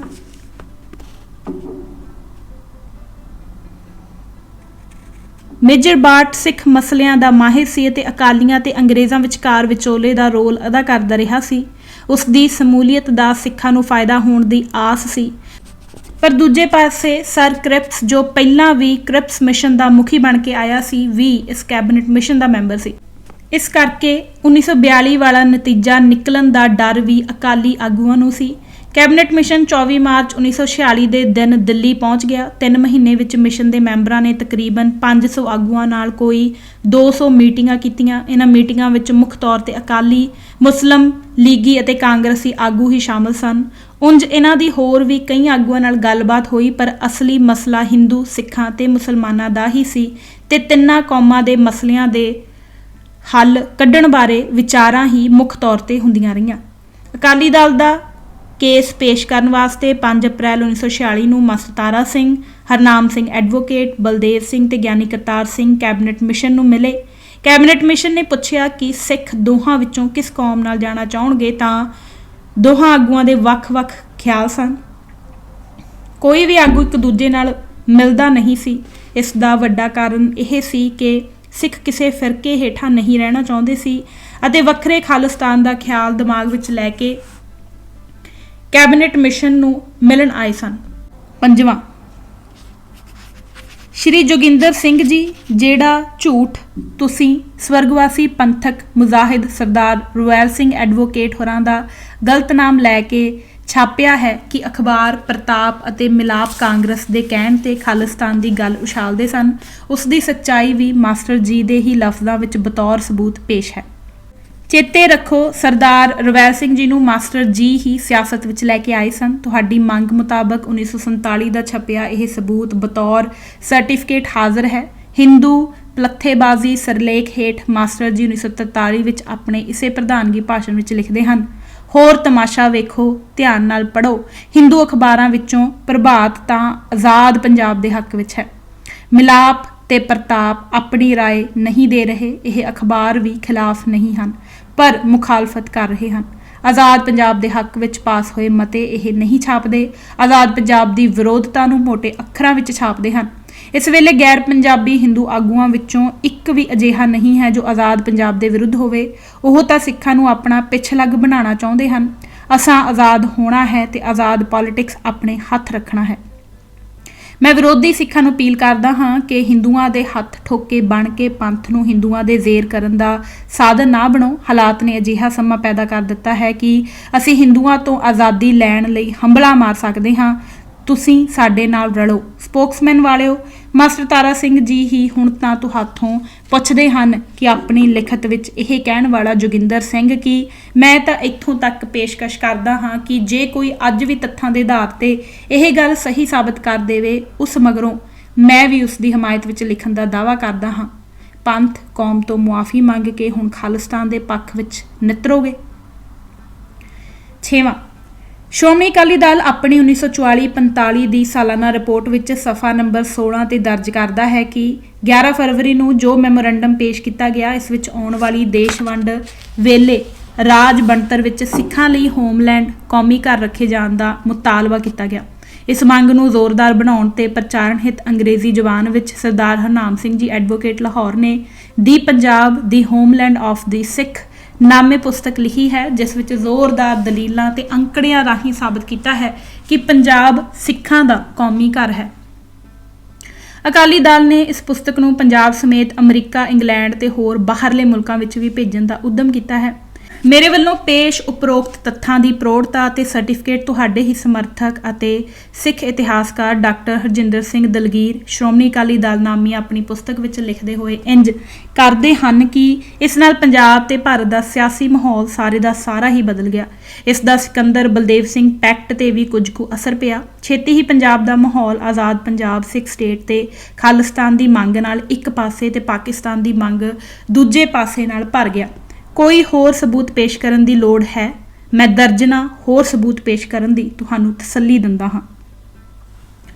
7ਵਾਂ, ਤੁਹਾਡੇ ਸਿਰੇ ਦੇ ਲਿਖੇ ਗਏ ਇਸ ਘੋਰ ਝੂਠ ਨੂੰ ਵੀ ਸਾਬਤ ਕਰਨਾ ਲਾਜ਼ਮੀ ਹੈ ਕਿ ਸ਼੍ਰੋਮਣੀ ਗੁਰਦੁਆਰਾ ਪ੍ਰਬੰਧਕ ਕਮੇਟੀ ਵਿੱਚ ਖਾਲਿਸਤਾਨ ਦਾ ਮਤਾ ਸਰਦਾਰ ਸਵਰਨ ਸਿੰਘ ਕਾਂਗਰਸੀ, ਜੋ ਬਾਅਦ ਵਿੱਚ ਵਿਦੇਸ਼ ਮੰਤਰੀ ਬਣਿਆ, ਨੇ ਪੇਸ਼ ਕੀਤਾ ਤੇ ਪਾਸ ਕਰਵਾਇਆ ਸੀ। 9 ਮਾਰਚ 1946 ਨੂੰ ਸ਼੍ਰੋਮਣੀ ਗੁਰਦੁਆਰਾ ਪ੍ਰਬੰਧਕ ਕਮੇਟੀ ਦੇ ਜਨਰਲ ਹਾਊਸ ਦੀ ਮੀਟਿੰਗ ਵਿੱਚ ਅਡਰੇ ਸੁਤੰਤਰ ਸਿੱਖ ਰਾਸ਼ਟਰ ਦਾ ਮਤਾ ਸਰਬਸੰਮਤੀ ਨਾਲ ਪਾਸ ਕੀਤਾ ਗਿਆ ਸੀ। ਅਜਿਹਾ ਹੀ ਮਤਾ ਕੁਝ ਦਿਨ ਬਾਅਦ ਵਿੱਚ ਸ਼੍ਰੋਮਣੀ ਅਕਾਲੀ ਦਲ ਵੱਲੋਂ ਵੀ ਸਰਬਸੰਮਤੀ ਨਾਲ ਪਾਸ ਕੀਤਾ ਗਿਆ। ਇਸ ਪੰਥ ਪੱਖੀ ਕੰਮ ਨੂੰ ਵੀ ਤੁਸੀਂ ਜਾਣ ਬੁੱਝ ਕੇ ਕਾਂਗਰਸੀ ਸਾਬਤ ਕਰਕੇ ਪੰਥ ਦਾ ਵੱਡਾ ਨੁਕਸਾਨ ਮਿੱਥ ਕੇ ਕਰਨਾ ਲੋਚਦੇ ਹੋ। ਜੋ ਲੋਕ ਖੁਦ ਆਪ ਆਪਣੀ ਪੈਦਾਇਸ਼ ਤੋਂ ਅੱਜ ਤੱਕ ਕਾਂਗਰਸ ਦੀ ਗੋਦ ਵਿੱਚ ਹੀ ਪੰਥ ਦੁਸ਼ਮਣ ਕੱਟੜਪੰਥੀ ਹਿੰਦੂ ਲਾਬੀ ਦੀਆਂ ਛਾਤੀਆਂ ਦਾ ਦੁੱਧ ਚੁੰਗਦੇ ਪਏ ਹਨ, ਉਹੀ ਲੋਕ ਪੂਰੀ ਬੇਹਯਾਈ ਨਾਲ ਵੇਸ਼ਵਾ ਪੁਣੇ ਦੀ ਮੰਡੀ ਵਿੱਚ ਦਲਾਲ ਬਣ ਕੇ ਪੰਥਕ ਰਾਸ਼ਟਰੀਅਤਾ ਦੀ ਪਹਿਚਾਣ ਖਾਲਿਸਤਾਨ ਤੇ ਇਸ ਦੇ ਹਮਾਇਤੀਆਂ ਨੂੰ ਕਾਂਗਰਸੀ ਕਹਿ ਰਹੇ ਹਨ। ਹਾਲਾਂਕਿ ਇਹ ਆਪਣੇ ਆਪ ਵਿੱਚ ਕਾਂਗਰਸ ਉੱਪਰ ਬਹੁਤ ਵੱਡਾ ਆਰੋਪ ਹੈ ਤੇ ਉਹ ਫਿਰ ਵੀ ਇਸ ਦਾ ਜਵਾਬ ਇਸ ਕਰਕੇ ਨਹੀਂ ਦਿੰਦੀ ਅਤੇ ਬਾਕੀ ਕੱਟੜਪੰਥੀ ਹਿੰਦੂ ਜਮਾਤਾਂ ਵੀ ਉਸ ਤੇ ਇਸੇ ਕਰਕੇ ਇਸ ਪੱਖ ਤੋਂ ਸਵਾਲ ਨਹੀਂ ਕਰਦੀਆਂ, ਕਿਉਂਕਿ ਉਹ ਤਾਂ ਖੁਦ ਆਪਣੀ ਨੀਤੀ ਅਤੇ ਪਾਲਿਸੀ ਵਿੱਚ ਕਾਮਯਾਬ ਹੋ ਕੇ ਸਿੱਖ ਕੌਮ ਵਿੱਚ ਰਾਖਸ਼ ਪਾਲ ਕੇ ਕੌਮ ਭੇਦੀ ਤੇ ਪੰਥ ਮਾਰੂ ਆਪਣਾ ਦੁੱਧ ਚੁੰਘਾ ਕੇ ਖੁਦ ਪਾਲ ਰਹੀ ਹੈ ਤੇ ਇਸੇ ਵਿੱਚ ਹੀ ਹਿੰਦੂਤਵ ਸਮਾਜ ਦੀ ਸੰਤੁਸ਼ਟੀ ਹੈ। ਵੈਸੇ ਤਾਂ ਤੁਹਾਨੂੰ ਜੇ ਇਹ ਮਤਾ ਕਾਂਗਰਸ ਨੇ ਲਿਆਂਦਾ ਵੀ ਹੁੰਦਾ ਤਾਂ ਖੁਸ਼ ਹੋ ਕੇ ਪੰਥਕ ਹਿੱਤ ਵਿੱਚ ਸਿੱਖ ਕੌਮ ਦੀ ਸੁਤੰਤਰਤਾ ਲਈ ਇਸ ਦਾ ਪੁਰਜ਼ੋਰ ਸਵਾਗਤ ਕਰਨਾ ਚਾਹੀਦਾ ਸੀ। ਸਿੱਖ ਕੌਮ ਦੀ ਸੁਤੰਤਰਤਾ ਅਤੇ ਰਾਸ਼ਟਰੀਅਤਾ ਦੇ ਵੱਖਰੇ ਦੇਸ਼ ਦੀ ਹਮਾਇਤ ਦਾ ਵਿਰੋਧ ਕਰਨ ਦੀ ਕੀ ਤੁਕ ਬਣਦੀ ਹੈ? ਹਰ ਸਿੱਖ ਨੂੰ ਸਵਾਗਤ ਕਰਨਾ ਚਾਹੀਦਾ ਹੈ ਜੇ ਇਹ ਕੰਮ ਖੁਦ ਹਿੰਦੂ ਜਮਾਤਾਂ ਕਰਨ ਲੱਗ ਪੈਣ, ਪਰ ਕਿਉਂਕਿ ਤੁਸੀਂ ਸਿੱਖ ਮਨਾਂ ਦੇ ਅੰਦਰ ਅਤੇ ਦਿਲ ਦਿਮਾਗ ਵਿੱਚ ਜ਼ਹਿਰੀਲਾ ਪ੍ਰਚਾਰ ਹੀ ਸਿੱਖ ਵਿਰੋਧੀ ਭਾਵਨਾਵਾਂ ਦਾ ਕਰਨਾ ਹੈ, ਇਸ ਲਈ ਤੁਸੀਂ ਹਰ ਇੱਕ ਸਥਾਪਿਤ ਕੰਮ ਨੂੰ ਵੀ ਸ਼ੱਕੀ ਅਤੇ ਵਿਰੋਧੀ ਭਾਵਨਾਵਾਂ ਵਾਲਾ ਬਣਾ ਕੇ ਪੇਸ਼ ਕਰਨਾ ਹੈ। ਤੁਹਾਡੀ ਡਿਊਟੀ ਹੀ ਇਹੋ ਲੱਗੀ ਹੈ। ਇਹ ਮਤਾ ਜਿਸ ਨੂੰ ਤੁਸੀਂ ਆਪਣੇ ਡਾਇਰੀ ਦੇ ਪੰਨਿਆਂ ਵਿੱਚ ਸਰਦਾਰ ਸਵਰਨ ਸਿੰਘ ਕਾਂਗਰਸੀ ਲੀਡਰ ਦਾ ਪੇਸ਼ਕਰਤਾ ਸਾਬਤ ਕੀਤਾ ਹੈ, ਉਸ ਦਾ ਰਿਕਾਰਡ, ਸ਼੍ਰੋਮਣੀ ਗੁਰਦੁਆਰਾ ਪ੍ਰਬੰਧਕ ਕਮੇਟੀ ਦਾ ਰਿਕਾਰਡ, ਪੰਜਾਬ ਸਰਕਾਰ ਨੂੰ ਉਸ ਵਕਤ ਭੇਜੀ ਗਈ ਗੁਪਤ ਸੂਚਨਾ ਦਾ ਰਿਕਾਰਡ ਅਤੇ ਵਾਇਸਰਾਏ ਨੂੰ ਭੇਜੀ ਗਈ ਉਸ ਦੇ ਖੂਫੀਆ ਤੰਤਰ ਦਾ ਰਿਕਾਰਡ ਸਾਰੇ ਹੀ ਇੱਕ ਸਮਾਨ ਇੰਜ ਲਿਖਦੇ ਹਨ ਕਿ 9 ਮਾਰਚ 1946 ਨੂੰ ਸ਼੍ਰੋਮਣੀ ਗੁਰਦੁਆਰਾ ਪ੍ਰਬੰਧਕ ਕਮੇਟੀ ਦੇ ਜਨਰਲ ਇਜਲਾਸ ਦਾ ਆਰੰਭ ਇਸ ਦੇ ਪ੍ਰਧਾਨ ਜਥੇਦਾਰ ਮੋਹਨ ਸਿੰਘ ਨਾਗੋਕੇ ਦੀ ਪ੍ਰਧਾਨਗੀ ਵਿੱਚ ਤੇਜਾ ਸਿੰਘ ਸਮੁੰਦਰੀ ਹਾਲ ਵਿੱਚ ਆਰੰਭ ਹੋਇਆ, ਜਿਸ ਵਿੱਚ ਇਸ ਦੇ ਚੁਣੇ ਹੋਏ 80 ਮੈਂਬਰਾਂ ਨੇ ਹਿੱਸਾ ਲਿਆ। ਮੈਂਬਰ ਸਰਦਾਰ ਬਸੰਤ ਸਿੰਘ ਕੁੱਕੜ ਪਿੰਡ ਨੇ ਅਡਰੀ ਸੁਤੰਤਰ ਅਤੇ ਸਿੱਖ ਸਾਵਰੇਨਿਟੀ ਦੀ ਰੱਖਿਆ ਲਈ ਸਿੱਖ ਵੱਖਰੀ ਕੌਮ ਹਨ ਤੇ ਸਿੱਖਾਂ ਦੀ ਵੱਖਰੀ ਸਟੇਟ ਦਾ ਮਤਾ ਪੇਸ਼ ਕੀਤਾ। ਹਾਊਸ ਨੇ ਇਹ ਮਤਾ ਸਰਬਸੰਮਤੀ ਨਾਲ ਪਾਸ ਕੀਤਾ, ਜਿਸ ਉੱਪਰ ਪ੍ਰਧਾਨ ਜਥੇਦਾਰ ਮੋਹਨ ਸਿੰਘ ਨਾਗੋਕੇ, ਮੈਂਬਰ ਸਰਦਾਰ ਬੇਅੰਤ ਸਿੰਘ, ਸਰਦਾਰ ਅਮੀਰ ਸਿੰਘ ਦੋਸਾਂਝ, ਜਥੇਦਾਰ ਗੁਰਦਿੱਤ ਸਿੰਘ ਝੰਗ, ਸਰਦਾਰ ਗੁਰਦਿਆਲ ਸਿੰਘ ਰਾਜੋਆਣਾ, ਸਰਦਾਰ ਮੋਹਨ ਸਿੰਘ ਜਲਾਲ ਉਸਮਾ, सरदार वजीर सिंह मिंटगुमरी, सरदार संता सिंह पंघाली ने दस्तखत कीते ਅਤੇ ਇਹਨਾਂ ਦੇ ਦਸਤਖਤਾਂ ਨਾਲ ਹੀ ਸਰਕਾਰ ਬਰਤਾਨੀਆ ਤੇ ਹੋਰ ਸਭਨਾਂ ਨੂੰ ਭੇਜਿਆ ਗਿਆ। ਸਮਕਾਲੀ ਅਖਬਾਰਾਂ ਸਮੇਤ ਇਹਨਾਂ ਖੂਫੀਆ ਰਿਪੋਰਟਾਂ ਵਿੱਚ ਵੀ ਕਿਤੇ ਸਰਦਾਰ ਸਵਰਨ ਸਿੰਘ ਦਾ ਜ਼ਿਕਰ ਤੱਕ ਨਹੀਂ ਹੈ। ਸੱਚ ਸਾਹਮਣੇ ਹੈ ਪਰ ਤੁਸੀਂ ਮੰਨੋਗੇ ਨਹੀਂ। ਤੁਸੀਂ ਤਾਂ ਆਪਣੇ ਝੂਠ ਅਤੇ ਗਰੂਰੀ ਹੰਕਾਰ ਦੀ ਸਿਖਰ ਤੇ ਟਿਕੇ ਰਹਿਣ ਦੀ ਆਚਰਣਹੀਣ ਨਿਰੰਕੁਸ਼ ਤਾਨਾਸ਼ਾਹੀ ਹਿਟਲਰੀ ਮੁਹਾਰਤ ਪੂਰੀ ਸਿਖਰਲੀ ਵਪਾਰਿਕਤਾ ਨਾਲ ਜੋ ਰੱਖਦੇ ਹੋ। ਦੀ ਟ੍ਰਿਬਿਊਨ ਅਖਬਾਰ ਵੀ ਆਪਣੀ ਲਾਈ ਖਬਰ ਰਾਹੀਂ ਇਸੇ ਦੀ ਪੁਸ਼ਟੀ ਕਰਦੀ ਹੈ। ਨੋਟ, ਇੱਥੇ ਫੋਟੋਆਂ ਦਿੱਤੀਆਂ ਗਈਆਂ ਹਨ ਜਿਹੜੀਆਂ ਕਿ ਤੁਸੀਂ ਵੀਡੀਓ ਵਿੱਚ ਵੇਖ ਸਕਦੇ ਹੋ। ਇੱਥੇ ਹੀ ਮੈਂ ਸ਼੍ਰੀ ਜੋਗਿੰਦਰ ਸਿੰਘ ਜੀ, ਜੋ ਤੁਸੀਂ ਸਪੋਕਸਮੈਨ ਵਿੱਚ ਆਪਣੇ ਹੁਣ ਲਿਖ ਰਹੇ ਡਾਇਰੀ ਦੇ ਪੰਨੇ ਛਾਪ ਰਹੇ ਹੋ, ਜਿਹੜੀ ਡਾਇਰੀ ਪੁਰਾਣੀ ਹੈ ਹੀ ਨਹੀਂ, ਉਸ ਵਿੱਚ ਸ਼੍ਰੀ ਸਵਰਨ ਸਿੰਘ ਦੇ ਨਾਮ ਥੱਲੇ ਜਿਹੜਾ ਕੁਫਰ ਤੋਲ ਕੇ ਤੁਸੀਂ ਸਿੱਖਾਂ ਵਿੱਚ ਭਰਮ ਪਾਉਣ ਦੀ ਕੋਸ਼ਿਸ਼ ਕੀਤੀ ਹੈ, ਉਸ ਦੀ ਵੀ ਗੱਲ ਕਰਨੀ ਜ਼ਰੂਰੀ ਹੈ। ਸ਼੍ਰੀ ਸਵਰਨ ਸਿੰਘ ਉਹਨਾਂ ਦਿਨਾਂ ਵਿੱਚ ਪੰਥਕ ਅਸੈਂਬਲੀ ਪਾਰਟੀ ਦੇ ਲੀਡਰ ਹੁੰਦੇ ਸਨ, ਕਾਂਗਰਸ ਦੇ ਨਹੀਂ। ਉਹਨਾਂ ਜਿਹੜੀ ਮੰਗ ਕੀਤੀ ਸੀ ਉਹ ਇੰਜ ਹੈ। ਸਪਸ਼ਟ ਹੈ ਕਿ ਤੁਹਾਡਾ ਝੂਠ ਕੋਠੇ ਚੜ੍ਹ ਕੇ ਬੈਂਡ ਬਾਜੇ ਨਾਲ ਦੱਸ ਰਿਹਾ ਹੈ ਕਿ ਸਪੋਕਸਮੈਨ ਅਤੇ ਜੋਗਿੰਦਰ ਸਿੰਘ ਕੁਫਰ ਦੀ ਪੰਡ ਹਨ। ਸ਼੍ਰੀ ਸਵਰਨ ਸਿੰਘ ਨੇ ਪੰਜਾਬ ਨੂੰ ਮੁਸਲਿਮ ਪੰਜਾਬ ਅਤੇ ਸਿੱਖ ਪੰਜਾਬ ਦੋ ਹਿੱਸਿਆਂ ਵਿੱਚ ਵੰਡ ਦੇਣ ਹਿੱਤ ਗੱਲ ਤੋਰੀ ਸੀ। ਇਸ ਗੱਲ ਦੀ ਹਿਮਾਇਤ ਤੇ ਉਹਨਾਂ ਦੀ ਪੰਥਕ ਅਸੈਂਬਲੀ ਪਾਰਟੀ ਸਹਿਮਤ ਸੀ। ਇਹ ਪੰਜਾਬ ਦੀ ਅਸੈਂਬਲੀ ਵਿੱਚ ਵੀ ਗੱਲ ਕੀਤੀ ਗਈ ਸੀ। ਇਸ ਦੀ ਬਹੁਤ ਹੀ ਲੰਬੀ ਰਿਪੋਰਟ ਅੰਗਰੇਜ਼ ਸਰਕਾਰ ਨੂੰ ਪੰਜਾਬ ਅਸੈਂਬਲੀ ਵੱਲੋਂ ਪੇਸ਼ ਕੀਤੀ ਗਈ ਸੀ, ਜਿਸ ਵਿੱਚ ਬਹੁਤ ਸਾਰੀਆਂ ਤਜਵੀਜ਼ਾਂ ਸਨ ਕਿ ਕਿਸ ਢੰਗ ਅਤੇ ਉਦਮ ਨਾਲ ਸਿੱਖ ਹਿੱਤਾਂ ਨੂੰ ਸੇਫ ਕੀਤਾ ਜਾ ਸਕਦਾ ਹੈ। ਇਸ ਲਈ ਤੁਹਾਡੇ ਵੱਲੋਂ ਇਹ ਕਹਿਣਾ ਕਿ 1947 ਤੋਂ ਪਹਿਲਾਂ ਕਿਸੇ ਵੀ ਸਿੱਖ ਆਗੂ ਦੇ ਮਨ ਵਿੱਚ ਸਿੱਖਾਂ ਲਈ ਅੱਡ ਦੇਸ਼ ਦੀ ਗੱਲ ਹੈ ਹੀ ਨਹੀਂ ਸੀ, ਗਲਤ, ਝੂਠਾ, ਮੱਕਾਰੀ ਭਰਪੂਰ ਅਤੇ ਕੌਮ ਧਰੋਹੀ ਪ੍ਰਾਪੇਗੰਡਾ ਹੈ, ਜਿਸ ਲਈ ਤੁਸੀਂ ਦੋਖੀ ਸਾਬਤ ਹੁੰਦੇ ਹੋ। ਹੇਠਲਾ ਰਿਕਾਰਡ, ਜੋ ਕਿ ਸੰਸਾਰਿਕ ਪ੍ਰਸਿੱਧ ਨਿਊਜ਼ ਏਜੰਸੀ API ਵੱਲੋਂ ਪੂਰੇ ਸੰਸਾਰ ਵਿੱਚ ਨਸ਼ਰ ਕੀਤੀ ਗਈ ਸੀ, ਉਸ ਅਸਲ ਦੀ ਫੋਟੋ ਦੇ ਰਿਹਾ ਹਾਂ। ਇਹ ਰਿਕਾਰਡ ਹਰ ਗੱਲ ਸਿੱਧ ਕਰਦਾ ਹੈ। ਨੋਟ, ਇਹ ਫੋਟੋ ਤੁਸੀਂ ਵੀਡੀਓ ਵਿੱਚ ਵੇਖ ਸਕਦੇ ਹੋ। 8ਵਾਂ, ਬਾਕੀ ਰਹੀ ਤੁਹਾਡੀ ਅਖੌਤੀ ਡਾਇਰੀ ਦੇ ਪੰਨਿਆਂ ਵਿੱਚ ਚੁੱਕੀ ਇਹ ਗੱਲ ਕਿ ਅੰਗਰੇਜ਼ ਸਿੱਖਾਂ ਨੂੰ ਖਾਲਿਸਤਾਨ ਦੇਣਾ ਚਾਹੁੰਦਾ ਸੀ, ਤਾਂ ਮੇਰੇ ਤੋਂ 10 ਲੱਖ ਰੁਪਏ ਲੈ ਜਾਵੇ ਸਾਬਤ ਕਰਨ ਦੀ। ਇਸ ਸੰਬੰਧੀ ਪਹਿਲਾ ਪ੍ਰਮਾਣ ਅਤੇ ਤੁਹਾਡੀ ਮੰਗ ਤੇ ਸਰਟੀਫਿਕੇਟ ਬ੍ਰਿਟਿਸ਼ ਸੰਸਦ ਅਤੇ ਭਾਰਤ ਦੀ ਸੰਸਦ ਵਿੱਚ ਪੇਸ਼ ਕੀਤੇ ਗਏ ਅਤੇ ਸੰਸਦੀ ਰਿਕਾਰਡ ਵਿੱਚੋਂ ਹੀ ਲਏ ਗਏ ਕੈਬਨਿਟ ਮਿਸ਼ਨ ਦੀ ਰਿਪੋਰਟ ਦੇ ਕੁਝ ਹਿੱਸਿਆਂ ਨੂੰ ਮੈਂ ਪੇਸ਼ ਕਰਦਾ ਹਾਂ। ਇਸ ਦੀ ਕਾਨੂੰਨੀਅਤ ਅਤੇ ਸੰਵਿਧਾਨਿਕਤਾ ਨੂੰ ਪਰਖੋ ਤੇ ਇਸ ਦੀ ਭਾਸ਼ਾ ਤੇ ਗੌਰ ਕਰੋ। ਕੈਬਨਿਟ ਮਿਸ਼ਨ ਨੇ ਭਾਰਤ ਵਿੱਚ 16 ਮਈ 1946 ਨੂੰ ਆਪਣੀ ਰਿਪੋਰਟ ਦਰਜ ਕੀਤੀ, ਜਿਸ ਦੇ ਪੈਰਾ ਨੰਬਰ 18 ਵਿੱਚ ਮਿਸ਼ਨ ਨੇ ਭਾਰਤ ਵਿੱਚ 3 ਕੌਮਾਂ ਤੇ 3 ਧਿਰਾਂ ਸਵੀਕਾਰ ਕੀਤੀਆਂ। ਪਹਿਲੀ ਮੁਸਲਿਮ, ਦੂਜੀ ਸਿੱਖ, ਤੀਜੇ ਜਨਰਲ। ਸ਼੍ਰੀ ਜੋਗਿੰਦਰ ਸਿੰਘ ਜੀਓ, ਜਰਾ ਧਿਆਨ ਨਾਲ ਗੌਰ ਕਰੋ ਕਿ ਅੰਗਰੇਜ਼ ਨੇ ਇਸ ਰਿਪੋਰਟ ਵਿੱਚ ਕਿਤੇ ਵੀ ਹਿੰਦੂ ਸ਼ਬਦ ਇਸਤੇਮਾਲ ਨਹੀਂ ਕੀਤਾ ਹੈ। ਵਿਸ਼ੇਸ਼ ਤੌਰ ਤੇ ਭਾਰਤ ਦੇ ਭੂਗੋਲਿਕ ਖਿੱਤੇ ਦੇ ਰਾਜ ਦਾ ਵਾਰਸ ਹੋਣ ਦਾ ਦੂਜਾ ਵੱਡਾ ਦਾਅਵੇਦਾਰ ਸਿੱਖ ਨੂੰ ਹੀ ਬਣਾਇਆ ਹੈ। ਤੁਸੀਂ ਹੋਰ ਕੀ ਚਾਹੁੰਦੇ ਹੋ? ਜੇ ਤੁਹਾਡੇ ਜਿਹੇ ਹੀ ਮੰਦਬੁੱਧੀ ਅਖੌਤੀ ਬੁੱਧੀਜੀਵੀ ਪੰਥਕ ਹਿੱਤ ਦੇ ਅਜਿਹੇ ਸੰਵਿਧਾਨਕ ਮਾਪਦੰਡਾਂ ਦਾ ਰੱਜ ਕੇ ਪ੍ਰਚਾਰ ਕਰਨ ਦੀ ਬਜਾਏ ਇਹਨਾਂ ਦਾ ਨਿਸ਼ੇਧ ਅਤੇ ਨਿਰੋਧ ਹੀ ਕਰੀ ਜਾਣ, ਤਾਂ ਪੰਥ ਵਿਚਾਰਾ ਕੀ ਕਰੇ? ਇਸ ਤੋਂ ਵੀ ਅੱਗੇ ਜਾ ਕੇ ਕੈਬਨਿਟ ਮਿਸ਼ਨ ਨੇ ਬਾਕੀ ਕੋਈ ਭੁਲੇਖਾ ਨਾ ਰਹਿ ਜਾਵੇ ਅਤੇ ਤੁਹਾਡੇ ਵਰਗਾ ਕੋਈ ਡੋਗਰਾ ਹੋਰ ਤੋਂ ਹੋਰ ਹੀ ਭਰਮ ਭੁਲੇਖੇ ਨਾ ਪੈਦਾ ਕਰੀ ਜਾਵੇ, ਇਸ ਲਈ ਜਨਰਲ ਸ਼ਬਦ ਦਾ ਖੁਲਾਸਾ ਅਤੇ ਇਸ ਦੀ ਪਰਿਭਾਸ਼ਾ ਆਪਣੀ ਰਿਪੋਰਟ ਵਿੱਚ ਖੁਦ ਕਰਦੇ ਹੋਏ ਲਿਖਿਆ ਕਿ ਜਨਰਲ ਵਿੱਚ ਜੋ ਸਿੱਖ ਅਤੇ ਮੁਸਲਮਾਨ ਨਹੀਂ ਹਨ ਉਹ ਸਾਰੇ ਆਉਂਦੇ ਹਨ। ਕੈਬਨਿਟ ਮਿਸ਼ਨ ਨੇ ਲਿਖਿਆ ਹੈ, ਅਸੀਂ ਸੋਚਦੇ ਹਾਂ ਕਿ ਇਹ ਤਸੱਲੀ ਬਖਸ਼ ਹੈ ਕਿ ਭਾਰਤ ਵਿੱਚ ਕੇਵਲ 3 ਫਿਰਕਿਆਂ ਨੂੰ ਹੀ ਮਾਨਤਾ ਦਿੱਤੀ ਜਾਵੇ, ਜਨਰਲ, ਮੁਸਲਿਮ ਅਤੇ ਸਿੱਖ। ਜਨਰਲ ਫਿਰਕੇ ਵਿੱਚ ਉਹ ਸਭ ਆਉਣਗੇ ਜੋ ਮੁਸਲਮਾਨ ਅਤੇ ਸਿੱਖ ਨਹੀਂ ਹਨ। ਕੈਬਨਿਟ ਮਿਸ਼ਨ ਨੇ ਆਪਣੀ ਰਿਪੋਰਟ ਦੇ ਪੈਰਾ 15 ਵਿੱਚ ਕਿਹਾ, ਅਸੀਂ ਇਹ ਸਿਫਾਰਿਸ਼ ਕਰਦੇ ਹਾਂ ਕਿ ਭਾਰਤ ਦਾ ਸੰਵਿਧਾਨ ਮੁੱਢਲੇ ਤੌਰ ਤੇ ਹੇਠ ਲਿਖੇ ਸਿਧਾਂਤ ਨੂੰ ਅਪਣਾਏ। ਭਾਰਤ ਵਿੱਚ ਇੱਕ ਭਾਰਤੀ ਯੂਨੀਅਨ ਹੋਏਗੀ ਜੋ ਕਿ ਸਿਰਫ ਆਪਣੇ ਕੋਲ ਕੇਂਦਰ ਵਿੱਚ ਵਿਦੇਸ਼ੀ ਮਾਮਲੇ, ਰੱਖਿਆ ਅਤੇ ਆਵਾਜਾਈ ਦੇ ਮਹਿਕਮਿਆਂ ਦੇ ਅਧਿਕਾਰ ਰੱਖੇਗੀ। ਇੰਜ ਇਹ 3 ਵਿਸ਼ੇ ਹੀ ਕੇਵਲ ਕੇਂਦਰ ਸਰਕਾਰ ਦੇ ਅਧਿਕਾਰ ਹੇਠ ਰੱਖੇ ਗਏ ਸਨ। ਇਸ ਤੋਂ ਬਾਅਦ ਅੱਗੇ ਲਿਖਿਆ ਗਿਆ ਹੈ ਅਤੇ ਕੇਂਦਰ ਸਰਕਾਰ ਕੇਵਲ ਇਹਨਾਂ 3 ਮਹਿਕਮਿਆਂ ਲਈ ਲੋੜੀਂਦੇ ਵਿੱਤੀ ਸਾਧਨ ਇਕੱਠੇ ਕਰਨ ਦਾ ਅਧਿਕਾਰ ਰੱਖੇਗੀ। ਇੰਜ ਕੇਂਦਰ ਸਰਕਾਰ ਕੋਲ ਸਿਰਫ 3 ਮਹਿਕਮਿਆਂ ਲਈ ਹੀ ਵਿੱਤ ਦੇ ਸਾਧਨ ਪੈਦਾ ਕਰਨ ਦੇ ਅਧਿਕਾਰ ਦਿੱਤੇ ਗਏ ਹਨ।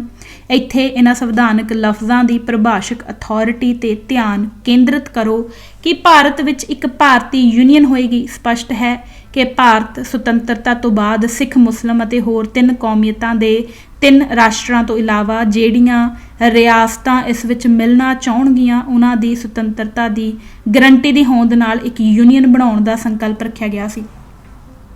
ਇਹਨਾਂ ਸਾਰਿਆਂ ਨੂੰ ਇੱਕ ਕੌਮ ਵਿੱਚ ਜਜ਼ਬ ਕਰ ਇੱਕ ਰਾਸ਼ਟਰ ਕਰਨ ਦਾ ਨਹੀਂ। ਇਸੇ ਲਈ ਸਭ ਇੱਕਮਤ ਹੋ ਕੇ ਭਾਰਤ ਦੀ ਪਰਿਕਲਪਨਾ ਵਿੱਚ ਅੱਜ ਵੀ ਕਹਿੰਦੇ ਹਨ ਕਿ ਭਾਰਤ ਵਿਭਿੰਨ ਕੌਮਾਂ ਦਾ ਇੱਕ ਸੰਘ ਹੈ। ਵਿਭਿੰਨਤਾ ਵਿੱਚ ਏਕਤਾ ਦਾ ਹੀ ਸੰਕਲਪ ਯੂਨੀਅਨ ਦਾ ਸੰਕਲਪ ਹੁੰਦਾ ਹੈ। ਇਸੇ ਲਈ ਕੈਬਨਿਟ ਮਿਸ਼ਨ ਨੇ ਇਹ ਗਰੰਟੀ ਸੰਵਿਧਾਨਕ ਤੌਰ ਤੇ ਸੰਸਦ ਰਾਹੀਂ ਦਿੱਤੀ ਅਤੇ ਆਪਣੀ ਰਿਪੋਰਟ ਦੇ ਪੈਰਾ ਨੰਬਰ 2 ਵਿੱਚ ਲਿਖਿਆ, ਵਿਧਾਨਕ ਸਭਾ ਵਿੱਚ ਜਦੋਂ ਵੀ ਕੋਈ ਖਾਸ ਫਿਰਕੇ ਪ੍ਰਤੀ ਵਿਸ਼ੇਸ਼ ਫਿਰਕੇਵਾਰ ਮਸਲਾ ਪੈਦਾ ਹੁੰਦਾ ਹੈ ਤਾਂ ਉਸ ਦਾ ਫੈਸਲਾ ਸਿਰਫ ਉਸ ਫਿਰਕੇ ਦੇ ਮੈਂਬਰਾਂ ਦੀ ਵਿਧਾਨਕ ਸਭਾ ਵਿੱਚ ਬਹੁ ਗਿਣਤੀ ਰਾਹੀਂ ਹੀ ਫੈਸਲਾ ਹੋਵੇਗਾ। ਮਿਸ਼ਨ ਨੇ ਆਪਣੀ ਰਿਪੋਰਟ ਦੇ ਪੈਰਾ ਨੰਬਰ 6 ਵਿੱਚ ਲਿਖਿਆ ਕਿ ਯੂਨੀਅਨ ਦੇ ਸੰਵਿਧਾਨ ਅਤੇ ਯੂਨੀਅਨ ਵਿੱਚ ਸ਼ਾਮਲ ਗਰੁੱਪਾਂ ਨੂੰ ਇਹੀ ਸਹੂਲਤ ਹੋਏਗੀ ਕਿ ਅਗਰ ਕੋਈ ਪ੍ਰਾਂਤ ਚਾਹੇ ਕਿ ਉਹ ਯੂਨੀਅਨ ਵਿੱਚ ਸ਼ਾਮਲ ਹੋਣ ਲਈ ਸ਼ਰਤਾਂ ਨੂੰ ਮੁੜ ਨਵੇਂ ਸਿਰੇ ਤੋਂ ਮਿਥਿਆ ਜਾਵੇ ਤਾਂ ਉਹ ਪ੍ਰਾਂਤ ਆਪਣੀ ਵਿਧਾਨਕ ਸਭਾ ਵਿੱਚ ਬਹੁ ਗਿਣਤੀ ਨਾਲ ਮਤਾ ਪਾਸ ਕਰਕੇ ਅਜਿਹਾ 10 ਸਾਲ ਬਾਅਦ ਕਰ ਸਕੇਗਾ ਅਤੇ ਇਸ ਤੋਂ ਬਾਅਦ ਹਰ 10 ਸਾਲ ਦੇ ਵਕਫੇ ਬਾਅਦ ਹਰ ਪ੍ਰਾਂਤ ਨੂੰ ਅਜਿਹਾ ਕਰਨ ਦਾ ਅਧਿਕਾਰ ਹਾਸਲ ਹੋਵੇਗਾ। ਇਹ ਭਾਰਤ ਯੂਨੀਅਨ ਵਿੱਚ ਸ਼ਾਮਲ ਹੋਣ ਵਾਲੀਆਂ ਕੌਮਾਂ ਅਤੇ ਰਾਸ਼ਟਰੀਅਤਾ ਨੂੰ ਯੂਨੀਅਨ ਤੋਂ ਸੰਤੁਸ਼ਟ ਨਾ ਹੋਣ ਅਤੇ ਉਹਨਾਂ ਦੇ ਅਧਿਕਾਰਾਂ ਅਤੇ ਹੱਕਾਂ ਦੀ ਰਾਖੀ ਨਾ ਹੋਣ ਤੇ ਇਸ ਭਾਰਤੀ ਯੂਨੀਅਨ ਤੋਂ ਅੱਡ ਹੋ ਕੇ ਮੁੜ ਆਪਣੀ ਸੁਤੰਤਰ ਤੇ ਸਾਵਰਨ ਪਹਿਚਾਣ ਵਿੱਚ ਆਉਣ ਦਾ ਅਧਿਕਾਰ ਪੱਤਰ ਇੱਕ ਸੰਸਦੀ ਗਰੰਟੀ ਹੈ। ਨੋਟ, ਇੱਥੇ ਦਿੱਤੀ ਗਈ ਫੋਟੋ ਤੁਸੀਂ ਵੀਡੀਓ ਵਿੱਚ ਦੇਖ ਸਕਦੇ ਹੋ। ਸ਼੍ਰੀ ਜੋਗਿੰਦਰ ਸਿੰਘ ਜੀ ਅੰਗਰੇਜ਼ ਇਸ ਤੋਂ ਵੱਧ ਸਪਸ਼ਟ ਸੰਕੇਤ ਅਤੇ ਸਿੱਖਾਂ ਨੂੰ ਆਪਣੀ ਪੋਜੀਸ਼ਨ ਨੂੰ ਸੁਤੰਤਰਤਾ ਤੱਕ ਪਹੁੰਚਾਉਣ ਲਈ ਅਤੇ ਆਪਣੀ ਸਾਵਰੈਨਿਟੀ ਨੂੰ ਮੁੜ ਕਾਇਮ ਕਰਨ ਲਈ ਹੋਰ ਕੀ ਆਖ ਸਕਦੇ ਸਨ। ਚੇਤੇ ਰੱਖੋ, ਇਹ ਸਭ ਕੁਝ ਪਾਰਲੀਮੈਂਟ ਵਿੱਚ ਕੀਤਾ ਗਿਆ ਹੈ, ਸੜਕਾਂ ਤੇ ਭਾਸ਼ਣ ਦੇ ਕੇ ਨਹੀਂ।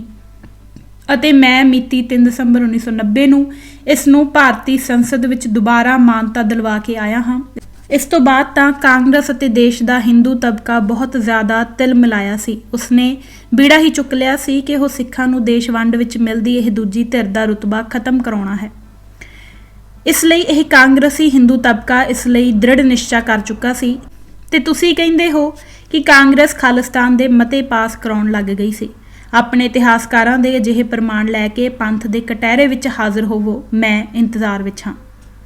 9ਵਾਂ, ਅੰਗਰੇਜ਼ ਸਿੱਖਾਂ ਪ੍ਰਤੀ ਕੀ ਕਰਨਾ ਚਾਹੁੰਦਾ ਸੀ, ਇਸ ਸੰਬੰਧੀ ਮੈਂ ਤੁਹਾਨੂੰ ਦੂਜਾ ਪ੍ਰਮਾਣ ਵੀ ਪੇਸ਼ ਕਰਦਾ ਹਾਂ। ਸਰ ਪੈਂਡਰਲ ਐਡਵਰਡ ਮੂਨ, ਜੋ 1942 ਅਤੇ 1943 ਵਿੱਚ ਜ਼ਿਲ੍ਹਾ ਸ਼੍ਰੀ ਅੰਮ੍ਰਿਤਸਰ ਦੇ ਡਿਪਟੀ ਕਮਿਸ਼ਨਰ ਰਹੇ ਸਨ, ਨੇ ਸਿੱਖਾਂ ਦੀਆਂ ਮੰਗਾਂ ਅਤੇ ਉਹਨਾਂ ਵਿਚਲੇ ਹਾਲਾਤਾਂ ਦਾ ਦੀਰਘ ਤੇ ਡੂੰਘਾ ਅਧਿਐਨ ਤੇ ਨਿਰੀਖਣ ਕੀਤਾ। ਇਹ ਅਜਿਹੀ ਸ਼ਖਸੀਅਤ ਸੀ ਜਿਸ ਨੇ ਸਿੱਖ ਮਾਨਸਿਕਤਾ ਨੂੰ ਬੜੀ ਬਾਰੀਕੀ ਨਾਲ ਸਮਝਿਆ ਅਤੇ ਸਰਕਾਰ ਤੱਕ ਸਿੱਖ ਕੌਮੀਅਤਾਂ ਦੀ ਤੇ ਪੰਥ ਦੀ ਰਾਸ਼ਟਰੀ ਜ਼ਮੀਰ ਦੀ ਆਵਾਜ਼ ਪਹੁੰਚਾਈ। ਏਕਸ ਕੇ ਬਾਰਕ ਅਤੇ ਸਪੋਕਸਮੈਨ ਦੇ ਆਪੋ ਬਣੇ ਵਿਦਵਾਨਾਂ ਦੀ ਸੋਹਣੀ ਸੋਚ ਨੂੰ ਮੈਂ ਦੱਸਣਾ ਉਚਿਤ ਸਮਝਦਾ ਹਾਂ ਕਿ ਇਹ ਉਹ ਪ੍ਰਸਿੱਧ ਇਤਿਹਾਸਕਾਰ ਅਤੇ ਪ੍ਰਸ਼ਾਸਕ ਰਿਹਾ ਹੈ ਜਿਸ ਨੇ ਸਟ੍ਰੇਂਜਰ ਇਨ ਇੰਡੀਆ ਕਿਤਾਬ ਲਿਖੀ, ਜਿਸ ਵਿੱਚ ਭਾਰਤ ਦੀਆਂ ਕੌਮੀਅਤਾਂ ਨੂੰ ਆਜ਼ਾਦੀ ਦੇਣ ਦੀ ਵਕਾਲਤ ਕੀਤੀ। ਅੰਗਰੇਜ਼ ਸਰਕਾਰ ਵੱਲੋਂ ਪ੍ਰਕਾਸ਼ਿਤ ਟ੍ਰਾਂਸਫਰ ਆਫ ਪਾਵਰ ਨੂੰ ਸੰਪਾਦਿਤ ਕੀਤਾ ਅਤੇ ਪ੍ਰਸਿੱਧ ਕਿਤਾਬ ਡਿਵਾਈਡ ਐਂਡ ਕੁਇਟ ਲਿਖੀ ਹੈ।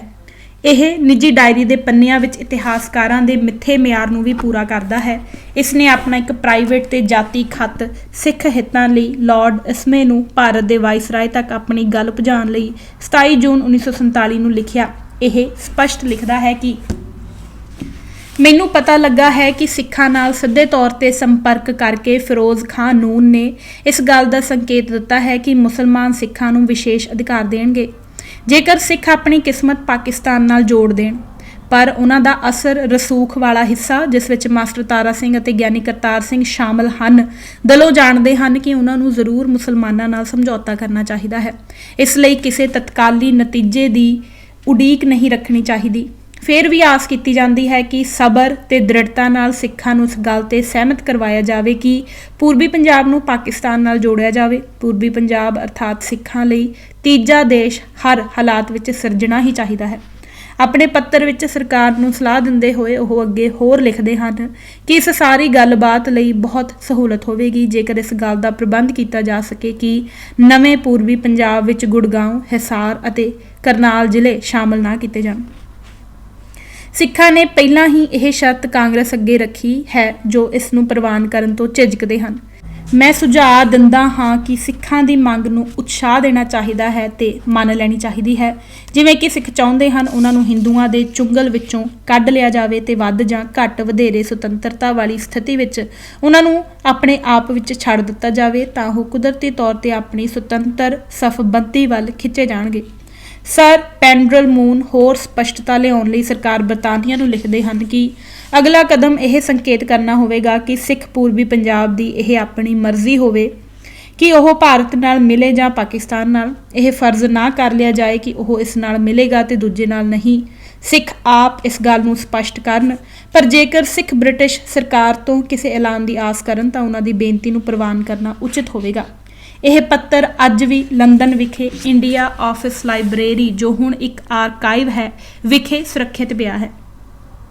ਇਸ ਸਮੇਤ ਪੇਸ਼ ਸਾਰੇ ਹੀ ਪ੍ਰਮਾਣਾਂ ਦੀ ਮੂਲ ਦੀ ਨਕਲ ਮੇਰੇ ਪਾਸ ਹੈ। 10ਵਾਂ, 3 ਪ੍ਰਸਿੱਧ ਇਤਿਹਾਸਕਾਰਾਂ ਤੋਂ ਪ੍ਰਮਾਣਿਤ ਲਿਖਤਾਂ ਦੀ ਜਿਹੜੀ ਗੱਲ ਤੁਸੀਂ ਕੀਤੀ ਹੈ ਉਸ ਸੰਬੰਧੀ ਪਹਿਲਾ ਇਤਿਹਾਸਕਾਰ ਆਪ ਜੀ ਦੇ ਅਖਬਾਰ ਵਿੱਚ ਆਪ ਜੀ ਦਾ ਹੀ ਸਮਰਥਕ ਵਿਦਵਾਨ ਸਿੱਖ ਇਤਿਹਾਸਕਾਰ ਡਾਕਟਰ ਹਰਜਿੰਦਰ ਸਿੰਘ ਦਲਗੀਰ ਦੀ ਪੁਸਤਕ ਦਾ ਹਵਾਲਾ ਮੈਂ ਉੱਪਰ ਦੇ ਚੁੱਕਾ ਹਾਂ, ਜੋ ਮੇਰੀ ਹੀ ਗੱਲ ਦੀ ਹਮਾਇਤ ਵਿੱਚ ਪਹਿਲਾਂ ਹੀ ਪੁਸਤਕ ਲਿਖ ਚੁੱਕੇ ਹਨ। ਦੂਜਾ ਇਤਿਹਾਸਕਾਰ ਉਪਰੋਕਤ ਪੈਰੇ ਵਿੱਚ ਤੁਹਾਡੇ ਤੋਂ ਵਿਪਰੀਤ ਤੇ ਮੇਰੇ ਹੱਕ ਵਿੱਚ ਆਪਣੀ ਇਤਿਹਾਸਕ ਲਿਖਤ ਰਾਹੀਂ ਮੇਰੇ ਵਿਚਾਰ ਨੂੰ ਪ੍ਰਮਾਣਿਤ ਅਤੇ ਸਰਟੀਫਾਈ ਕਰਦਾ ਹੈ ਤੇ ਤੁਹਾਨੂੰ ਝੂਠਾ ਸਾਬਤ ਕਰਦਾ ਹੈ। ਤੁਹਾਡੀ ਹੀ ਮੰਗ ਅਤੇ ਮਿੱਥੀ ਸ਼ਰਤ ਮੁਤਾਬਕ ਹੁਣ ਲਵੋ ਤੀਜਾ ਇਤਿਹਾਸਕਾਰ। ਡਾਕਟਰ ਕਿਰਪਾਲ ਸਿੰਘ ਜੀ ਨੇ ਲਗਭਗ 27 ਕਿਤਾਬਾਂ ਅੰਗਰੇਜ਼ੀ ਤੇ ਪੰਜਾਬੀ ਵਿੱਚ ਲਿਖੀਆਂ ਹਨ, ਜਿਨ੍ਹਾਂ ਵਿੱਚੋਂ select documents on partition of Punjab 1947 ਅਤੇ ਪਾਰਟੀਸ਼ਨ ਆਫ ਪੰਜਾਬ 1947 ਤੋਂ ਇਲਾਵਾ ਪੰਜਾਬ ਦਾ ਬਟਵਾਰਾ ਅਤੇ ਸਿੱਖ ਨੇਤਾ ਆਦਿ ਸ਼ਾਮਲ ਹਨ, ਜੋ ਪੂਰੀ ਨਿਰਪੱਖਤਾ ਨਾਲ ਆਪਣੀ ਗੱਲ ਕਹਿੰਦੇ ਹਨ। ਉਹਨਾਂ ਦੀਆਂ ਇਹਨਾਂ ਕਿਤਾਬਾਂ ਵਿੱਚੋਂ ਪ੍ਰਮਾਣ ਪੇਸ਼ ਹੈ। 10ਵੇਂ ਦਾ ਪਹਿਲਾ, ਲਾਰਡ ਮਾਊਂਟਬੇਟਨ ਜਦੋਂ ਬਟਵਾਰਾ ਪਲਾਨ, ਜਿਸ ਨੂੰ ਉਹਨਾਂ ਨੇ 3 ਜੂਨ 1947 ਨੂੰ ਘੋਸ਼ਿਤ ਕੀਤਾ ਤੇ ਜਿਸ ਨੂੰ 3 ਜੂਨ ਪਲਾਨ ਵੀ ਕਿਹਾ ਜਾਂਦਾ ਹੈ, ਨੂੰ ਅੰਤਮ ਰੂਪ ਦੇ ਰਹੇ ਸਨ ਤਾਂ ਉਹ ਚਾਹੁੰਦੇ ਸਨ ਕਿ ਸਿੱਖਾਂ ਤੇ ਮੁਸਲਿਮ ਲੀਗ ਵਿੱਚ ਕੋਈ ਸਮਝੌਤਾ ਹੋ ਜਾਵੇ। ਇਸ ਆਸ਼ੇ ਨਾਲ ਉਹਨਾਂ ਨੇ ਮਹਾਰਾਜਾ ਯਾਦਵਿੰਦਰ ਸਿੰਘ ਆਫ ਪਟਿਆਲਾ ਨੂੰ ਗੱਲਬਾਤ ਲਈ 14 ਮਈ ਨੂੰ ਰਾਤ ਦੇ ਭੋਜਨ ਤੇ ਸੱਦਿਆ। ਇਸ ਤੇ ਮਿਸਟਰ ਜਿਨਾ, ਲਿਆਕਤ ਅਲੀ ਖਾਂ ਅਤੇ ਬੇਗਮ ਲਿਆਕਤ ਅਲੀ ਖਾਂ ਵੀ ਸੱਦੇ ਗਏ ਸਨ। ਗੱਲਬਾਤ ਲਾਰਡ ਮਾਊਂਟਬੇਟਨ ਦੇ ਸਾਹਮਣੇ ਹੋਈ। ਇਸ ਗੱਲਬਾਤ ਦਾ ਵਿਸਥਾਰ ਮਹਾਰਾਜਾ ਪਟਿਆਲਾ ਨੇ 19 ਜੁਲਾਈ 1959 ਦੇ ਅੰਗਰੇਜ਼ੀ ਟ੍ਰਿਬਿਊਨ ਵਿੱਚ ਛਪੇ ਇੱਕ ਲੇਖ ਵਿੱਚ ਦਿੱਤਾ ਹੈ। ਇਸ ਦਾ ਸਾਰ ਇਹ ਹੈ ਕਿ ਸਿੱਖ ਪਾਕਿਸਤਾਨ ਨਾਲ ਮਿਲ ਜਾਣ ਤੇ ਪਾਕਿਸਤਾਨ ਵਿੱਚ ਇੱਕ ਸਿੱਖ ਸਟੇਟ ਸਥਾਪਿਤ ਕਰ ਦਿੱਤੀ ਜਾਏਗੀ। ਪਾਕਿਸਤਾਨ ਦੀ ਫੌਜ ਵਿੱਚ ਅਤੇ ਪ੍ਰਸ਼ਾਸਨ ਵਿੱਚ ਸਿੱਖਾਂ ਦੀਆਂ ਰਾਖਵੀਆਂ ਸਿੱਟਾਂ ਹੋਣਗੀਆਂ। ਮਹਾਰਾਜਾ ਪਟਿਆਲਾ ਨੂੰ ਕਿਹਾ ਗਿਆ ਕਿ ਉਹ ਇਸ ਸਟੇਟ ਦਾ ਹੈੱਡ ਹੋਵੇਗਾ। 10ਵੇਂ ਦਾ ਦੂਜਾ, ਪ੍ਰਸਿੱਧ ਇਤਿਹਾਸਕਾਰ ਡਾਕਟਰ ਕਿਰਪਾਲ ਸਿੰਘ ਜੀ ਆਪਣੀ ਪੁਸਤਕ ਪੰਜਾਬ ਦਾ ਬਟਵਾਰਾ ਅਤੇ ਸਿੱਖ ਨੇਤਾ ਦੇ ਪੰਨਾ ਨੰਬਰ 41 ਵਿੱਚ ਲਿਖਦੇ ਹਨ ਕਿ ਜਦੋਂ ਮੈਂ ਮਾਸਟਰ ਤਾਰਾ ਸਿੰਘ ਜੀ ਕੋਲੋਂ ਪਾਕਿਸਤਾਨ ਵਿੱਚ ਸਿੱਖ ਸਟੇਟ ਬਾਰੇ ਪੁੱਛਿਆ ਤਾਂ ਮਾਸਟਰ ਜੀ ਨੇ ਹੋਈ ਗੱਲਬਾਤ ਦੀ ਪੁਸ਼ਟੀ ਕੀਤੀ। ਮਾਸਟਰ ਤਾਰਾ ਸਿੰਘ ਜੀ ਨੇ ਮੂਨ ਦੀਆਂ ਤਜਵੀਜ਼ਾਂ ਅਤੇ ਚਿੱਠੀ ਦੀ ਵੀ ਪੁਸ਼ਟੀ ਕੀਤੀ ਅਤੇ ਇਹ ਵੀ ਦੱਸਿਆ ਕਿ ਇਸ ਦਾ ਉਤਾਰਾ ਸਰਦਾਰ ਬਲਦੇਵ ਸਿੰਘ ਪਾਸ ਹੈ ਤੇ ਉਸਨੇ ਪੰਡਿਤ ਨਹਿਰੂ ਨੂੰ ਦਿਖਾ ਦਿੱਤੀਆਂ ਹਨ। 10ਵੇਂ ਦਾ ਤੀਜਾ, ਡਾਕਟਰ ਕਿਰਪਾਲ ਸਿੰਘ ਜੀ ਲਿਖਦੇ ਹਨ ਕਿ ਮੇਰੇ ਪੁੱਛਣ ਤੇ ਕਿ ਤੁਹਾਡੀ ਗੱਲਬਾਤ ਸਿਰੇ ਕਿਉਂ ਨਾ ਚੜੀ ਤਾਂ ਮਾਸਟਰ ਜੀ ਨੇ ਉੱਤਰ ਵਿੱਚ ਕਿਹਾ ਕਿ ਮੀਟਿੰਗ ਵਿੱਚ ਉਹਨਾਂ ਨੇ ਪੁੱਛਿਆ ਸੀ ਕਿ ਇਹ ਸਿੱਖ ਸਟੇਟ ਕਿਸੇ ਸਮੇਂ 10 ਸਾਲਾਂ ਪਿੱਛੋਂ ਇਹ ਫੈਸਲਾ ਕਰਨ ਦਾ ਅਧਿਕਾਰ ਰੱਖੇਗੀ ਕਿ ਉਹਨਾਂ ਪਾਕਿਸਤਾਨ ਵਿੱਚ ਰਹਿਣਾ ਹੈ ਜਾਂ ਨਹੀਂ। ਮਾਸਟਰ ਜੀ ਦਾ ਇਹ ਸਵਾਲ ਕੈਬਨਿਟ ਮਿਸ਼ਨ ਦੀ ਸੰਸਦੀ ਰਿਪੋਰਟ ਤੋਂ ਮਿਲੇ ਕਾਨੂੰਨੀ ਹੱਕ ਵੱਲ ਸਪਸ਼ਟ ਪ੍ਰਮਾਣ ਹੈ, ਜਿਸ ਦਾ ਕਿ ਮੈਂ ਉੱਪਰ ਪੰਥ ਵਿੱਚ ਪਹਿਲੀ ਵਾਰ ਜ਼ਿਕਰ ਕੀਤਾ ਹੈ। ਮਿਸਟਰ ਜਿਨ੍ਹਾਂ ਨੇ ਕਿਹਾ ਕਿ ਇਹ ਅਧਿਕਾਰ ਨਹੀਂ ਹੋਵੇਗਾ। ਇਸ ਤੇ ਗੱਲਬਾਤ ਟੁੱਟ ਗਈ। 10ਵੇਂ ਦਾ ਚੌਥਾ, ਆਪਣੀ ਇਸੇ ਪੁਸਤਕ ਦੇ ਪੰਨਾ ਨੰਬਰ 75 ਤੇ ਇਤਿਹਾਸਕਾਰ ਲਿਖਦੇ ਹਨ ਕਿ ਮੁਸਲਿਮ ਲੀਗ ਦੇ ਮਿਸਟਰ ਜਿਨ੍ਹਾਂ ਅਤੇ ਕਾਂਗਰਸ ਲੀਡਰ ਪੰਡਿਤ ਨਹਿਰੂ ਦੇ ਟਾਕਰੇ ਤੇ ਬਲਦੇਵ ਸਿੰਘ ਦਾ ਕਿਰਦਾਰ ਹਲਕਾ ਸੀ। ਜੇਕਰ ਇਹ ਵੱਡੀਆਂ ਜਾਂ ਬੱਜਰ ਗਲਤੀਆਂ ਨਾ ਕਰਦੇ ਤਾਂ ਸ਼ਾਇਦ ਪੰਜਾਬ ਦੇ ਬਟਵਾਰੇ ਪਿੱਛੋਂ ਸਿੱਖਾਂ ਦੀ ਐਡੀ ਦੁਰਦਸ਼ਾ ਨਾ ਹੁੰਦੀ। 1946 ਵਿੱਚ ਕੈਬਨਿਟ ਤਜਵੀਜ਼ਾਂ ਵਿੱਚ ਸਿੱਖਾਂ ਨੂੰ ਹਿੰਦੂਆਂ ਤੇ ਮੁਸਲਮਾਨਾਂ ਨਾਲ ਸੱਤਾ ਬਦਲੀ ਲਈ ਤੀਜੀ ਧਿਰ ਮੰਨਿਆ ਸੀ। ਸਿੱਖਾਂ ਨੂੰ ਸੰਤੁਸ਼ਟ ਕਰਨ ਲਈ ਸਰ ਸਟੈਫੋਰਡ ਕ੍ਰਿਪਸ ਨੇ 2 ਤਜਵੀਜ਼ਾਂ ਰੱਖੀਆਂ। 10ਵੇਂ ਦਾ ਚੌਥੇ ਦਾ ਪਹਿਲਾ, 1942 ਵਿੱਚ ਸਟੈਫੋਰਡ ਕ੍ਰਿਪਸ ਨੇ ਕਿਹਾ ਸੀ ਕਿ ਸਿੱਖਾਂ ਦੀ ਬਰਤਾਨਵੀ ਪੰਜਾਬ ਦੇ ਕਿਸੇ ਜ਼ਿਲ੍ਹੇ ਵਿੱਚ ਬਹੁ ਗਿਣਤੀ ਨਹੀਂ, ਫਿਰ ਵੀ ਉਹ ਅੰਮ੍ਰਿਤਸਰ ਜ਼ਿਲ੍ਹਾ ਲੈ ਸਕਦੇ ਹਨ ਅਤੇ ਆਪਣੀ ਰਾਜ ਸੱਤਾ ਦਾ ਕੇਂਦਰ ਬਣਾ ਸਕਦੇ ਹਨ। 10ਵੇਂ ਦਾ ਚੌਥੇ ਦਾ ਦੂਜਾ 1946 ਵਿੱਚ ਸਰ ਸਟੈਫੋਰਡ ਕ੍ਰਿਪਸ ਕੈਬਨਿਟ ਮਿਸ਼ਨ ਦਾ ਮੈਂਬਰ ਬਣ ਕੇ ਅਤੇ ਮੇਜਰ ਸ਼ਾਟ ਉਸ ਦਾ ਪੀਏ ਬਣ ਕੇ ਭਾਰਤ ਆਇਆ। ਸਰ ਸਟੈਫੋਰਡ ਨੇ ਬਲਦੇਵ ਸਿੰਘ ਨੂੰ ਕਿਹਾ, ਜੇਕਰ ਸਿੱਖ ਸਟੇਟ ਪਟਿਆਲਾ, ਨਾਭਾ, ਫਰੀਦਕੋਟ, ਜੀਂਦ ਅਤੇ ਕਪੂਰਥਲਾ ਨੂੰ ਮਿਲਾ ਕੇ ਇੱਕ ਵੱਖਰਾ ਰਾਜ ਸਥਾਪਿਤ ਕੀਤਾ ਜਾਵੇ ਤੇ ਇਸ ਨੂੰ ਸਿੱਖ ਹੋਮਲੈਂਡ ਬਣਾ ਕੇ ਸਿੱਖਾਂ ਨੂੰ ਇਸ ਵਿੱਚ ਵਿਸ਼ੇਸ਼ ਅਧਿਕਾਰ ਦਿੱਤੇ ਜਾਣ। ਇਹ ਰਾਜ ਭਾਵੇਂ ਪਾਕਿਸਤਾਨ ਨਾਲ ਮਿਲੇ ਭਾਵੇਂ ਭਾਰਤ ਨਾਲ, ਤੁਹਾਡਾ ਇਸ ਬਾਰੇ ਕੀ ਖਿਆਲ ਹੈ? ਬਲਦੇਵ ਸਿੰਘ ਦਾ ਜਵਾਬ ਸੀ, ਸਿੱਖ ਇਸ ਨੂੰ ਪ੍ਰਵਾਨ ਨਹੀਂ ਕਰਨਗੇ। ਲੇਖਕ ਆਪਣੀ ਰਾਏ ਦਿੰਦਾ ਹੈ ਕਿ ਸਿੱਖਾਂ ਨੂੰ ਇਸ ਤੋਂ ਚੰਗੀ ਪੇਸ਼ਕਸ਼ ਨਹੀਂ ਮਿਲ ਸਕਦੀ ਸੀ। ਸਿੱਖਾਂ ਨੇ ਸਿੱਖ ਸਟੇਟ ਦਾ ਮਤਾ ਤਾਂ ਪਾਸ ਕੀਤਾ ਹੋਇਆ ਸੀ ਤੇ ਇਸ ਦੀ ਸਥਾਪਤੀ ਦਾ ਇਹੋ ਇੱਕ ਢੰਗ ਸੀ ਜੋ ਰੱਦ ਕਰ ਦਿੱਤਾ ਗਿਆ।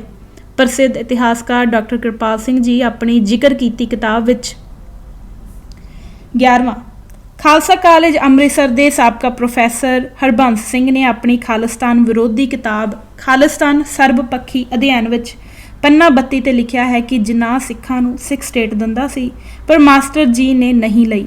ਇਸ ਤੋਂ ਬਾਅਦ ਲਿਖਦਾ ਹੈ, ਦੂਜੇ ਪਾਸੇ ਅੰਗਰੇਜ਼ ਸਿੱਖਾਂ ਨੂੰ ਵੱਖਰਾ ਪ੍ਰਾਂਤ ਦੇਣ ਲਈ ਤਿਆਰ ਹੀ ਨਹੀਂ ਸਨ, ਸਗੋਂ ਉਤਾਵਲੇ ਸਨ ਤੇ ਸਿੱਖਾਂ ਨੂੰ ਤਸ਼ਤਰੀ ਵਿੱਚ ਰੱਖ ਕੇ ਸਿੱਖ ਸਟੇਟ ਕਿਸੇ ਹੀਲ ਹੁਜਤ ਦੇ ਬਿਨਾਂ ਮਿਲ ਸਕਦੀ ਸੀ।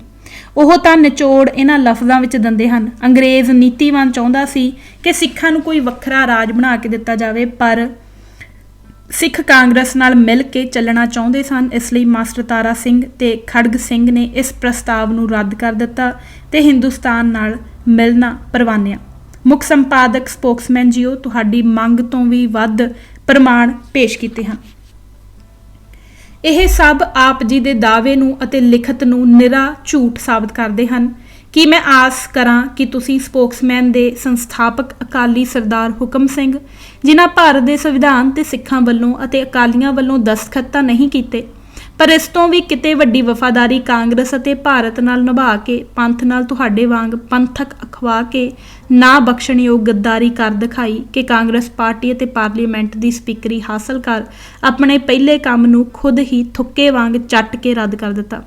ਇੰਜ ਕੌਮ ਨੂੰ ਹਮੇਸ਼ਾ ਲਈ ਗੁਲਾਮ ਬਣਾ ਦਿੱਤਾ ਵਰਗੇ ਕਿਰਦਾਰ ਰਾਹੀਂ ਹੀ ਸਪੋਕਸਮੈਨ ਦੇ ਇਸੇ ਸੰਸਥਾਪਕ ਦੇ ਨਕਸ਼ੇ ਕਦਮ ਤੇ ਹੁਣ ਫਿਰ ਸਪੋਕਸਮੈਨ ਤੁਰ ਰਿਹਾ ਹੈ। ਮੈਂ ਸਰਦਾਰ ਹੁਕਮ ਸਿੰਘ ਨੂੰ ਵੰਡ ਅਤੇ ਸੰਵਿਧਾਨ ਸਭਾ ਵਿਚਲੀਆਂ ਅਸਲ ਤੇ ਰਿਕਾਰਡ ਤੋਂ ਬਾਹਰਲੀਆਂ ਗੱਲਾਂ ਪੁੱਛਣ ਲਈ ਕਈ ਵਾਰ ਭਾਰਤ ਸਰਕਾਰ ਵੱਲੋਂ ਸਿੰਘ ਸਭਾਵਾਂ ਦੇ ਪ੍ਰਧਾਨ ਬਣਾ ਦਿੱਤੇ ਜਾਣ ਤੋਂ ਬਾਅਦ ਗੁਰਦੁਆਰਾ ਸ਼੍ਰੀ ਰਕਾਬਗੰਜ ਵਿੱਚ ਇਹਨਾਂ ਦੇ ਦਫ਼ਤਰ ਵਿੱਚ ਮਿਲਦਾ ਰਿਹਾ ਹਾਂ। ਮਿਲਣੀ ਸਮੇਂ ਇਹ ਆਪਣੀ ਕਰਨੀ ਤੇ ਘੋਰ ਪਛਤਾਵਾ ਕਰਦੇ ਸਨ, ਪਰ ਪੰਥ ਨੂੰ ਪੁੱਜਾ ਨੁਕਸਾਨ ਤਾਂ ਪੂਰਾ ਨਹੀਂ ਹੋ ਸਕਦਾ, ਇਸ ਗੱਲ ਨੂੰ ਸਵੀਕਾਰਦੇ ਸਨ। ਮੇਰੀਆਂ ਮਿਲਣੀਆਂ ਤੋਂ ਬਾਅਦ ਆਪਣੇ ਪਛਤਾਵੇ ਨਿਮਿਤ ਇਹਨਾਂ ਨੇ ਇੱਕ ਲੇਖ ਵੀ ਲਿਖਿਆ ਜੋ ਇਹਨਾਂ ਮੈਨੂੰ ਵੀ ਵੰਡਣ ਹਿੱਤ ਦਿੱਤਾ। ਮੈਂ ਇਹਨਾਂ ਨੂੰ ਸਵਾਲ ਕੀਤਾ ਕਿ ਇਸ ਨਾਲ ਕੀ ਹੁਣ ਕੌਮ ਨੂੰ ਉਸਦੇ ਹੱਕ ਮਿਲ ਜਾਣਗੇ, ਤਾਂ ਕਹਿੰਦੇ ਨਹੀਂ। ਮੈਂ ਫਿਰ ਕਿਹਾ ਕਿ ਇਸ ਲਈ ਲਾਜ਼ਮੀ ਨਹੀਂ ਕਿ ਤੁਸੀਂ ਸਿੱਖ ਕੌਮ ਨੂੰ ਆਪਣੀਆਂ ਗਲਤੀਆਂ ਦੱਸ ਕੇ ਉਹਨਾਂ ਦੇ ਸੁਧਾਰ ਲਈ ਖੁਦ ਰਾਜਨੀਤਿਕ ਕਾਲ ਦਿਓ ਤੇ ਕੌਮੀ ਪਰਚਮ ਲੈ ਕੇ ਸੰਘਰਸ਼ ਆਰੰਭੋ। ਤਾਂ ਚੁੱਪ ਕਰ ਗਏ ਤੇ ਥੋੜੀ ਦੇਰ ਬਾਅਦ ਕਹਿੰਦੇ ਕਿ ਇਹ ਗੱਲ ਹੁਣ ਤੁਸੀਂ ਕਰੋ, ਮੈਂ ਇਹ ਵੀ ਤੇਰੇ ਸਾਹਮਣੇ ਕਹਿਣ ਜੋਗਾ ਨਹੀਂ ਬਚਿਆ ਹਾਂ। ਕਿਰਦਾਰ ਪੱਖੋਂ ਤਾਂ ਸਪੋਕਸਮੈਨ ਦੇ ਵਰਤਮਾਨ ਪ੍ਰਬੰਧਕ ਵੀ ਸਰਦਾਰ ਹੁਕਮ ਸਿੰਘ ਵਰਗੇ ਹੀ ਹਨ। ਸ਼੍ਰੀ ਜੋਗਿੰਦਰ ਸਿੰਘ ਜੀ, ਤੁਹਾਡੀ ਮਾਨਸਿਕਤਾ ਨੂੰ ਵੀ ਸਮਝਣ ਲਈ ਮੈਂ ਤੁਹਾਡੇ ਨਾਲ ਦਰਜਨਾਂ ਨਿੱਜੀ ਮੁਲਾਕਾਤਾਂ ਘੰਟਿਆਂ ਬੱਧੀ ਕੀਤੀਆਂ ਹਨ, ਜਿਨ੍ਹਾਂ ਦਾ ਦਿੱਲੀ ਤੋਂ ਚੰਡੀਗੜ੍ਹ ਤੱਕ ਦਾ ਸਫ਼ਰ ਤੇ ਫਿਰ ਕਾਂਗਰਸ ਦੀ ਸ਼ਰਨ ਵਿੱਚ ਜਾ ਕੇ ਸਵਰਗੀ ਗਿਆਨੀ ਜੈਲ ਸਿੰਘ ਰਾਹੀਂ 5 ਪਾਣੀ ਤੋਂ 5 ਦਰਿਆ ਰਾਹੀਂ ਸਪੋਕਸਮੈਨ ਤੱਕ ਆਉਣ ਦਾ ਵਰਤਾਰਾ ਤੁਹਾਡੀ ਹੀ ਜ਼ੁਬਾਨੀ ਪੂਰੀ ਤਰ੍ਹਾਂ ਸ਼ੱਕੀ ਹੈ। ਪੂਰੀ ਸਿੱਖ ਕੌਮ ਨੂੰ ਕਾਂਗਰਸ ਦੇ ਲੜ ਲਾਉਣ ਵਾਲਾ ਤੇ ਸਿੱਖਾਂ ਵਿੱਚ ਭਰਮ ਭੁਲੇਖੇ ਤੇ ਮਾਨਸਿਕ ਬੇਇਤਫਾਕੀ ਤੇ ਨਿਰਾਸ਼ਤਾ ਦੀ ਬਿਮਾਰੀ ਨਾਲ ਪੀੜਤ ਕਰਾਉਣਾ ਹੀ ਇਹਨਾਂ ਦਾ ਸਪਸ਼ਟ ਨਿਸ਼ਾਨਾ ਰਿਹਾ ਹੈ। ਅਜਿਹਾ ਕਾਂਗਰਸ ਕਿਰਦਾਰੀ ਸਿੱਖ ਹੀ ਅੱਜ ਸਿੱਖਾਂ ਨੂੰ ਏਕਸ ਕੇ ਬਾਰਕ ਰਾਹੀਂ ਗੁਰੂ ਨਾਨਕ ਸਾਹਿਬ ਨੂੰ ਗੁਰੂ ਪਦਵੀ ਤੋਂ ਉਤਾਰ ਕੇ ਬਾਬਾ ਬਣਾ ਕੇ ਖਾਲਿਸਤਾਨ ਦੀ ਮੰਗ ਅਤੇ ਸਿੱਖ ਰਾਸ਼ਟਰੀਅਤਾ ਦੀ ਰਾਜਨੀਤਿਕ ਪ੍ਰਣਾਲੀ ਦੇ ਦੇਸ਼ਕਾਲ ਨੂੰ ਕਾਂਗਰਸ ਦੀ ਦੇਣ ਆਖ ਰਿਹਾ ਹੈ। ਉਂਝ ਆਮ ਕਰਕੇ ਦੇਸ਼ ਅਤੇ ਪੰਜਾਬ ਦਾ ਸਾਰਾ ਮੀਡੀਆ ਹੀ ਇਸੇ ਅਪਰਾਧ ਬੋਧ ਦਾ ਪੀੜਤ ਹੈ ਤੇ ਪੰਥ ਲਈ ਦਵੈਸ਼ ਭਾਵਨਾ ਨਾਲ ਵਿਨਾਸ਼ਕਾਰੀ ਬਣਿਆ ਹੋਇਆ ਹੈ। ਪਰ ਸਪੋਕਸਮੈਨ ਤਾਂ ਆਪਣੇ ਆਪ ਨੂੰ ਸਿੱਖ ਮੀਡੀਆ ਹੋਣ ਦਾ ਦਾਅਵਾ ਕਰਕੇ ਬੇਸ਼ਰਮੀ, ਬੇਹਯਾਈ, ਢੀਠਤਾਈ ਦੀਆਂ ਸਾਰੀਆਂ ਹੀ ਹੱਦਾਂ ਬੰਨੇ ਨਿਰੰਕੁਸ਼ ਤਾਨਾਸ਼ਾਹੀ ਕਿਰਦਾਰ ਦੀ ਪੇਸ਼ਕਾਰੀ ਰਾਹੀਂ ਟੱਪ ਕੇ ਇਹ ਤਾਂ ਸਿੱਖਾਂ ਤੇ ਥੋਪਿਆ ਕਾਂਗਰਸੀ ਹਿੰਦੂਤਵ ਸ਼ਿਵ ਸੈਨਿਕ ਤੇ ਸੰਗੀ ਕਲਯੁਗੀ ਰੱਬ ਹੀ ਬਣ ਬੈਠਾ ਹੈ। ਹਿੰਦੂ ਬੜਾ ਸਮਝਦਾਰ ਹੈ ਤੇ ਚਲਾਕ ਹੈ, ਇਸੇ ਲਈ ਉਹ ਆਪਣੀਆਂ ਆਪਸੀ ਰਾਜਨੀਤਿਕ ਤੇ ਸਿਧਾਂਤਕ ਦੁਸ਼ਮਣੀਆਂ ਤੇ ਵੰਡੀਆਂ ਨੂੰ ਪਾਸੇ ਰੱਖ ਕੇ ਇਸ ਸਿੱਖ ਮਾਰੂ ਕੰਮ ਵਿੱਚ ਪੂਰੀ ਤਰ੍ਹਾਂ ਇੱਕ ਹੋ ਕੇ ਤੁਹਾਡੀ ਪਿੱਠ ਤੇ ਆਣ ਖੜਾ ਹੈ।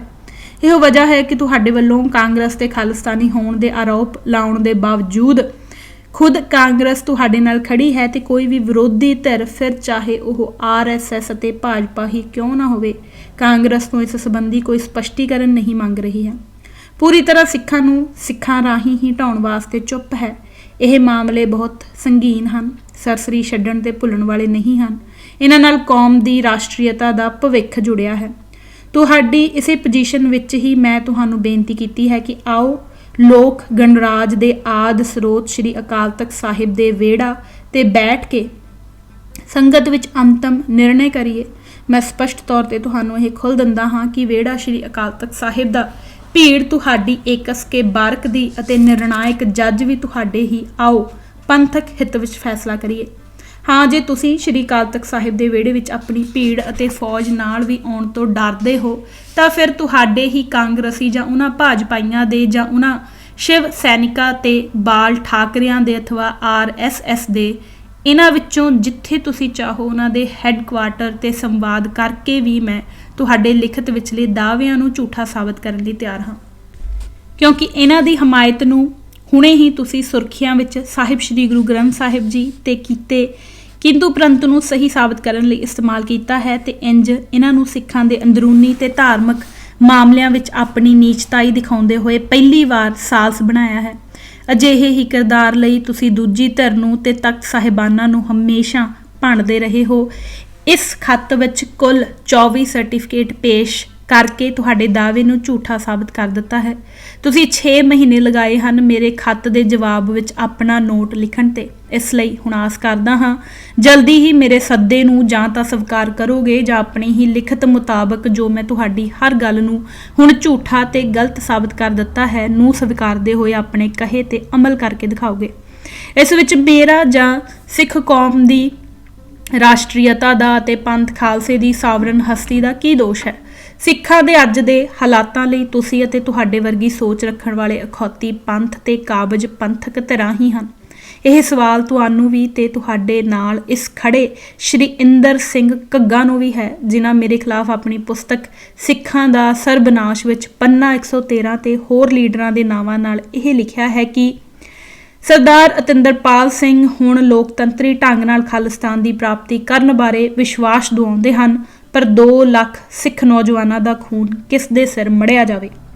ਇਹੋ ਚੈਲੰਜ ਸ਼੍ਰੀ ਨਰੈਣ ਸਿੰਘ ਚੌੜਾ ਨੂੰ ਵੀ ਹੈ, ਜੋ ਆਪਣੀਆਂ ਕਿਤਾਬਾਂ ਜਿਨ੍ਹਾਂ ਤੇ ਨਾਵਲ ਲਿਖ ਕੇ ਚਰਿੱਤਰਹੀਣਤਾ ਵਿੱਚ ਰੁੱਝੇ ਹਨ ਤੇ ਆਪਣੀ ਕਿੜ ਨਮੋਸ਼ੀ ਅਤੇ ਪਾਕਿਸਤਾਨੀ ਪਨਾਹ ਵਿਚਲੇ ਨਾਜਾਇਜ਼ ਕੰਮਾਂ ਨਮੋਸ਼ੀ ਕਰਕੇ ਕੁਫਰ ਵਰਤਾ ਰਹੇ ਹਨ। ਇਹਨਾਂ ਨੂੰ ਕਾਂਗਰਸ, ਅਕਾਲੀ, ਆਪਣੇ ਵਰਗੇ ਬੁੱਧੀਜੀਵੀ, ਨੀਤੀਵਾਨ, ਕਾਨੂੰਨਦਾਨ ਅਤੇ ਇਤਿਹਾਸਕਾਰ ਨਹੀਂ ਦਿਖਦੇ, ਜਿਨ੍ਹਾਂ ਸਰਕਾਰੀ ਬੋਲੀ ਵਿੱਚ ਘੋਰ ਝੂਠ ਬੋਲ ਕੇ ਕੌਮ ਦਾ ਘਾਣ ਕਰਵਾਇਆ ਹੈ। ਆਪ ਵਿਦਵਾਨ ਤਾਂ ਬਣ ਬੈਠੇ, ਪਰ ਕੋਈ ਕੌਮ ਦੀ ਸਿਆਸੀ, ਸਮਾਜਿਕ, ਸੱਭਿਅਤਾ ਤੇ ਆਰਥਿਕਤਾ ਲਈ ਸੁਤੰਤਰ ਖੋਜ ਤੇ ਮਾਪਦੰਡ ਸਥਾਪਿਤ ਕਰਨ ਦੀ ਸਿਆਣਪ ਨਾ ਕਰ ਸਕੇ।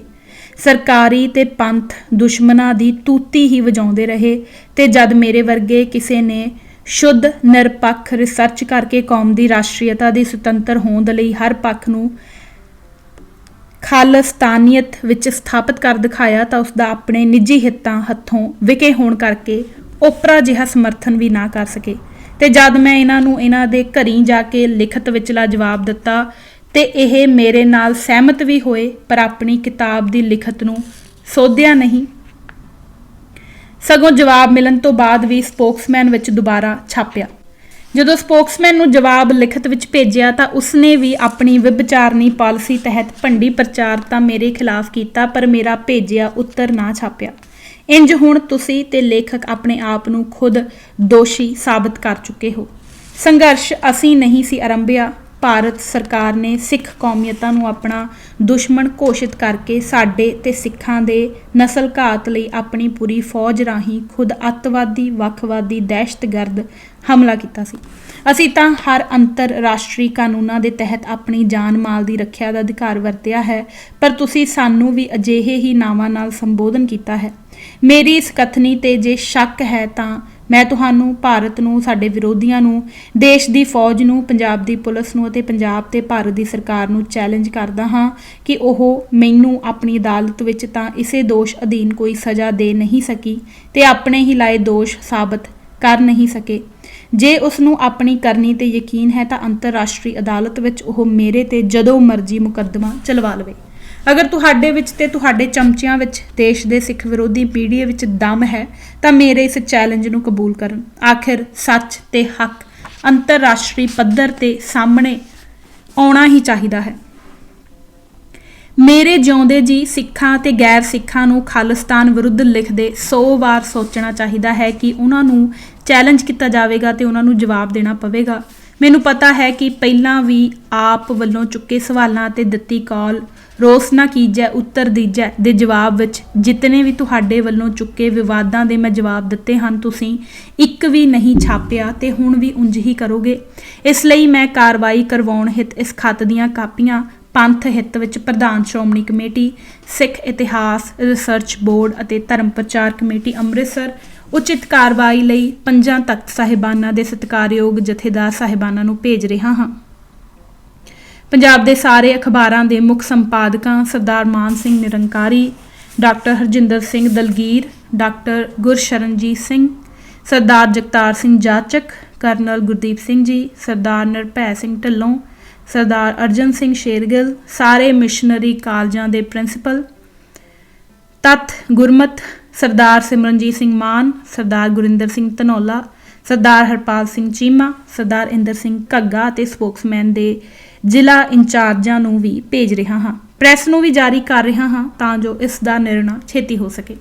ਸਤਿਕਾਰ ਸਹਿਤ ਹੁਣ ਪੰਥ ਨੂੰ ਬੇਨਤੀ ਹੈ ਕਿ ਉਸਨੇ ਇਹ ਤਾਂ ਚੰਗੀ ਤਰ੍ਹਾਂ ਹੁਣੇ ਹੀ ਵੇਖ ਲਿਆ ਹੈ ਕਿ ਕੌਣ ਕਿਸ ਹੱਦ ਤੱਕ ਇੱਕ ਦੂਜੇ ਨੂੰ ਠਿੱਬੀ ਲਾਉਣ ਲਈ ਤੇ ਨਿੱਜੀ ਕਿੜਾਂ ਤੇ ਹੈਂਕੜ ਨੂੰ ਪੁਗਾਉਣ ਵਾਸਤੇ ਕੌਮ ਨੂੰ ਨੁਕਸਾਨ ਪਹੁੰਚਾਉਣ ਲਈ ਕਮੀਨਗੀ ਦੀ ਹੇਠਲੀ ਪੱਧਰ ਤੱਕ ਗਿਆ ਹੈ।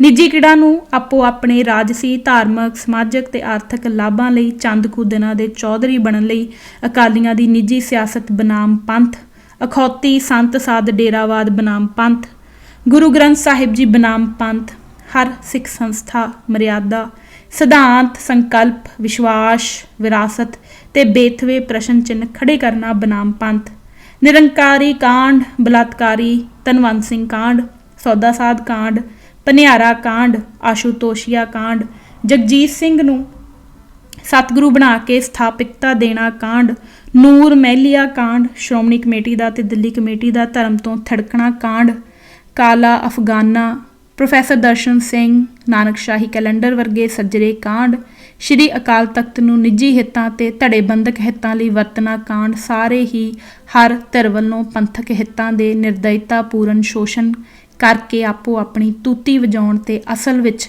ਪੰਥ ਨੂੰ ਤੇ ਮੁਕੰਮਲ ਤੌਰ ਤੇ ਸਿੱਖੀ ਨੂੰ ਘੋਰ ਬਦਨਾਮੀ ਕਰਵਾ ਕੇ ਨਿਰਾਸ਼ਤਾ ਵਿੱਚ ਧੱਸ ਦੇਣ ਵਾਲੀਆਂ ਹੀ ਕਾਰਵਾਈਆਂ ਸਾਬਤ ਹੋਈਆਂ ਹਨ। ਇਹਨਾਂ ਤੋਂ ਕੌਮ ਨੂੰ ਤੇ ਸਿੱਖਾਂ ਨੂੰ ਸਿਵਾ ਬਦਨਾਮੀ ਤੋਂ ਕੀ ਮਿਲਿਆ ਹੈ, ਜਦ ਕਿ ਜੇ ਇਹੋ ਤਰ੍ਹਾਂ ਇਨਸਾਫ ਲੈਣ ਲਈ ਅਦਾਲਤ ਵਿੱਚ ਸਹੀ ਮੁੱਦੇ ਲੈ ਕੇ ਜਾਂਦੀਆਂ ਤਾਂ ਪੰਥ ਦੀ, ਕੌਮ ਦੀ ਅਤੇ ਸਿੱਖੀ ਦੀ ਖਿੱਲੀ ਉੱਡਣ ਤੋਂ ਵੀ ਬਚ ਜਾਂਦੀ। ਪੰਥ ਆਪਣੀ ਅਥਾਰਟੀ ਨੂੰ ਛੱਡ ਬੈਠਾ ਹੈ, ਜਿਸ ਕਰਕੇ ਇਹ ਸਭ ਵਾਪਰ ਰਿਹਾ ਹੈ। ਅਜਿਹਾ ਵਰਤਾਰਾ ਹੁਣ ਯਕਦਮ ਬੰਦ ਕਰਨ ਵਾਲੇ ਪਾਸੇ ਪੰਥ ਖਾਲਸੇ ਨੂੰ ਕਰਾਰੀ ਹੱਥੀਂ ਲੈਣਾ ਹੀ ਪੈਣਾ ਹੈ। ਇਸ ਲਈ ਪੰਥ ਸਮਰੱਥ ਨੂੰ ਬੇਨਤੀ ਹੈ ਕਿ ਉਹ ਲਾਮਬੱਧ ਹੋਵੇ ਤੇ ਇਸ ਤੇ ਚੈੱਕ ਰੱਖੇ ਕਿ ਪੰਥ ਖਾਲਸੇ ਦੀ ਇਸ ਖਾਲਸਤਾਈ ਰਾਸ਼ਟਰੀਅਤਾ ਦੇ ਪੱਖ ਵਿੱਚ ਨਿਰਣਈ ਬਣ ਕੇ ਨਿੱਤਰੇ। ਪੰਥ ਹਿੱਤ ਵਿੱਚ ਅਤਿੰਦਰਪਾਲ ਸਿੰਘ ਖਾਲਿਸਤਾਨੀ, ਸਾਬਕਾ MP ਪ੍ਰਧਾਨ, ਸ਼੍ਰੋਮਣੀ ਅਕਾਲੀ ਦਲ ਇੰਟਰਨੈਸ਼ਨਲ। ਸੋ ਅੱਜ ਅਸੀਂ ਇਹ ਭਾਗ ਪੰਨਾ ਨੰਬਰ 421 ਤੱਕ ਹੀ ਪੜ੍ਹਾਂਗੇ। ਧੰਨਵਾਦ ਜੀ। ਵਾਹਿਗੁਰੂ ਜੀ ਕਾ ਖਾਲਸਾ, ਵਾਹਿਗੁਰੂ ਜੀ ਕੀ ਫਤਿਹ।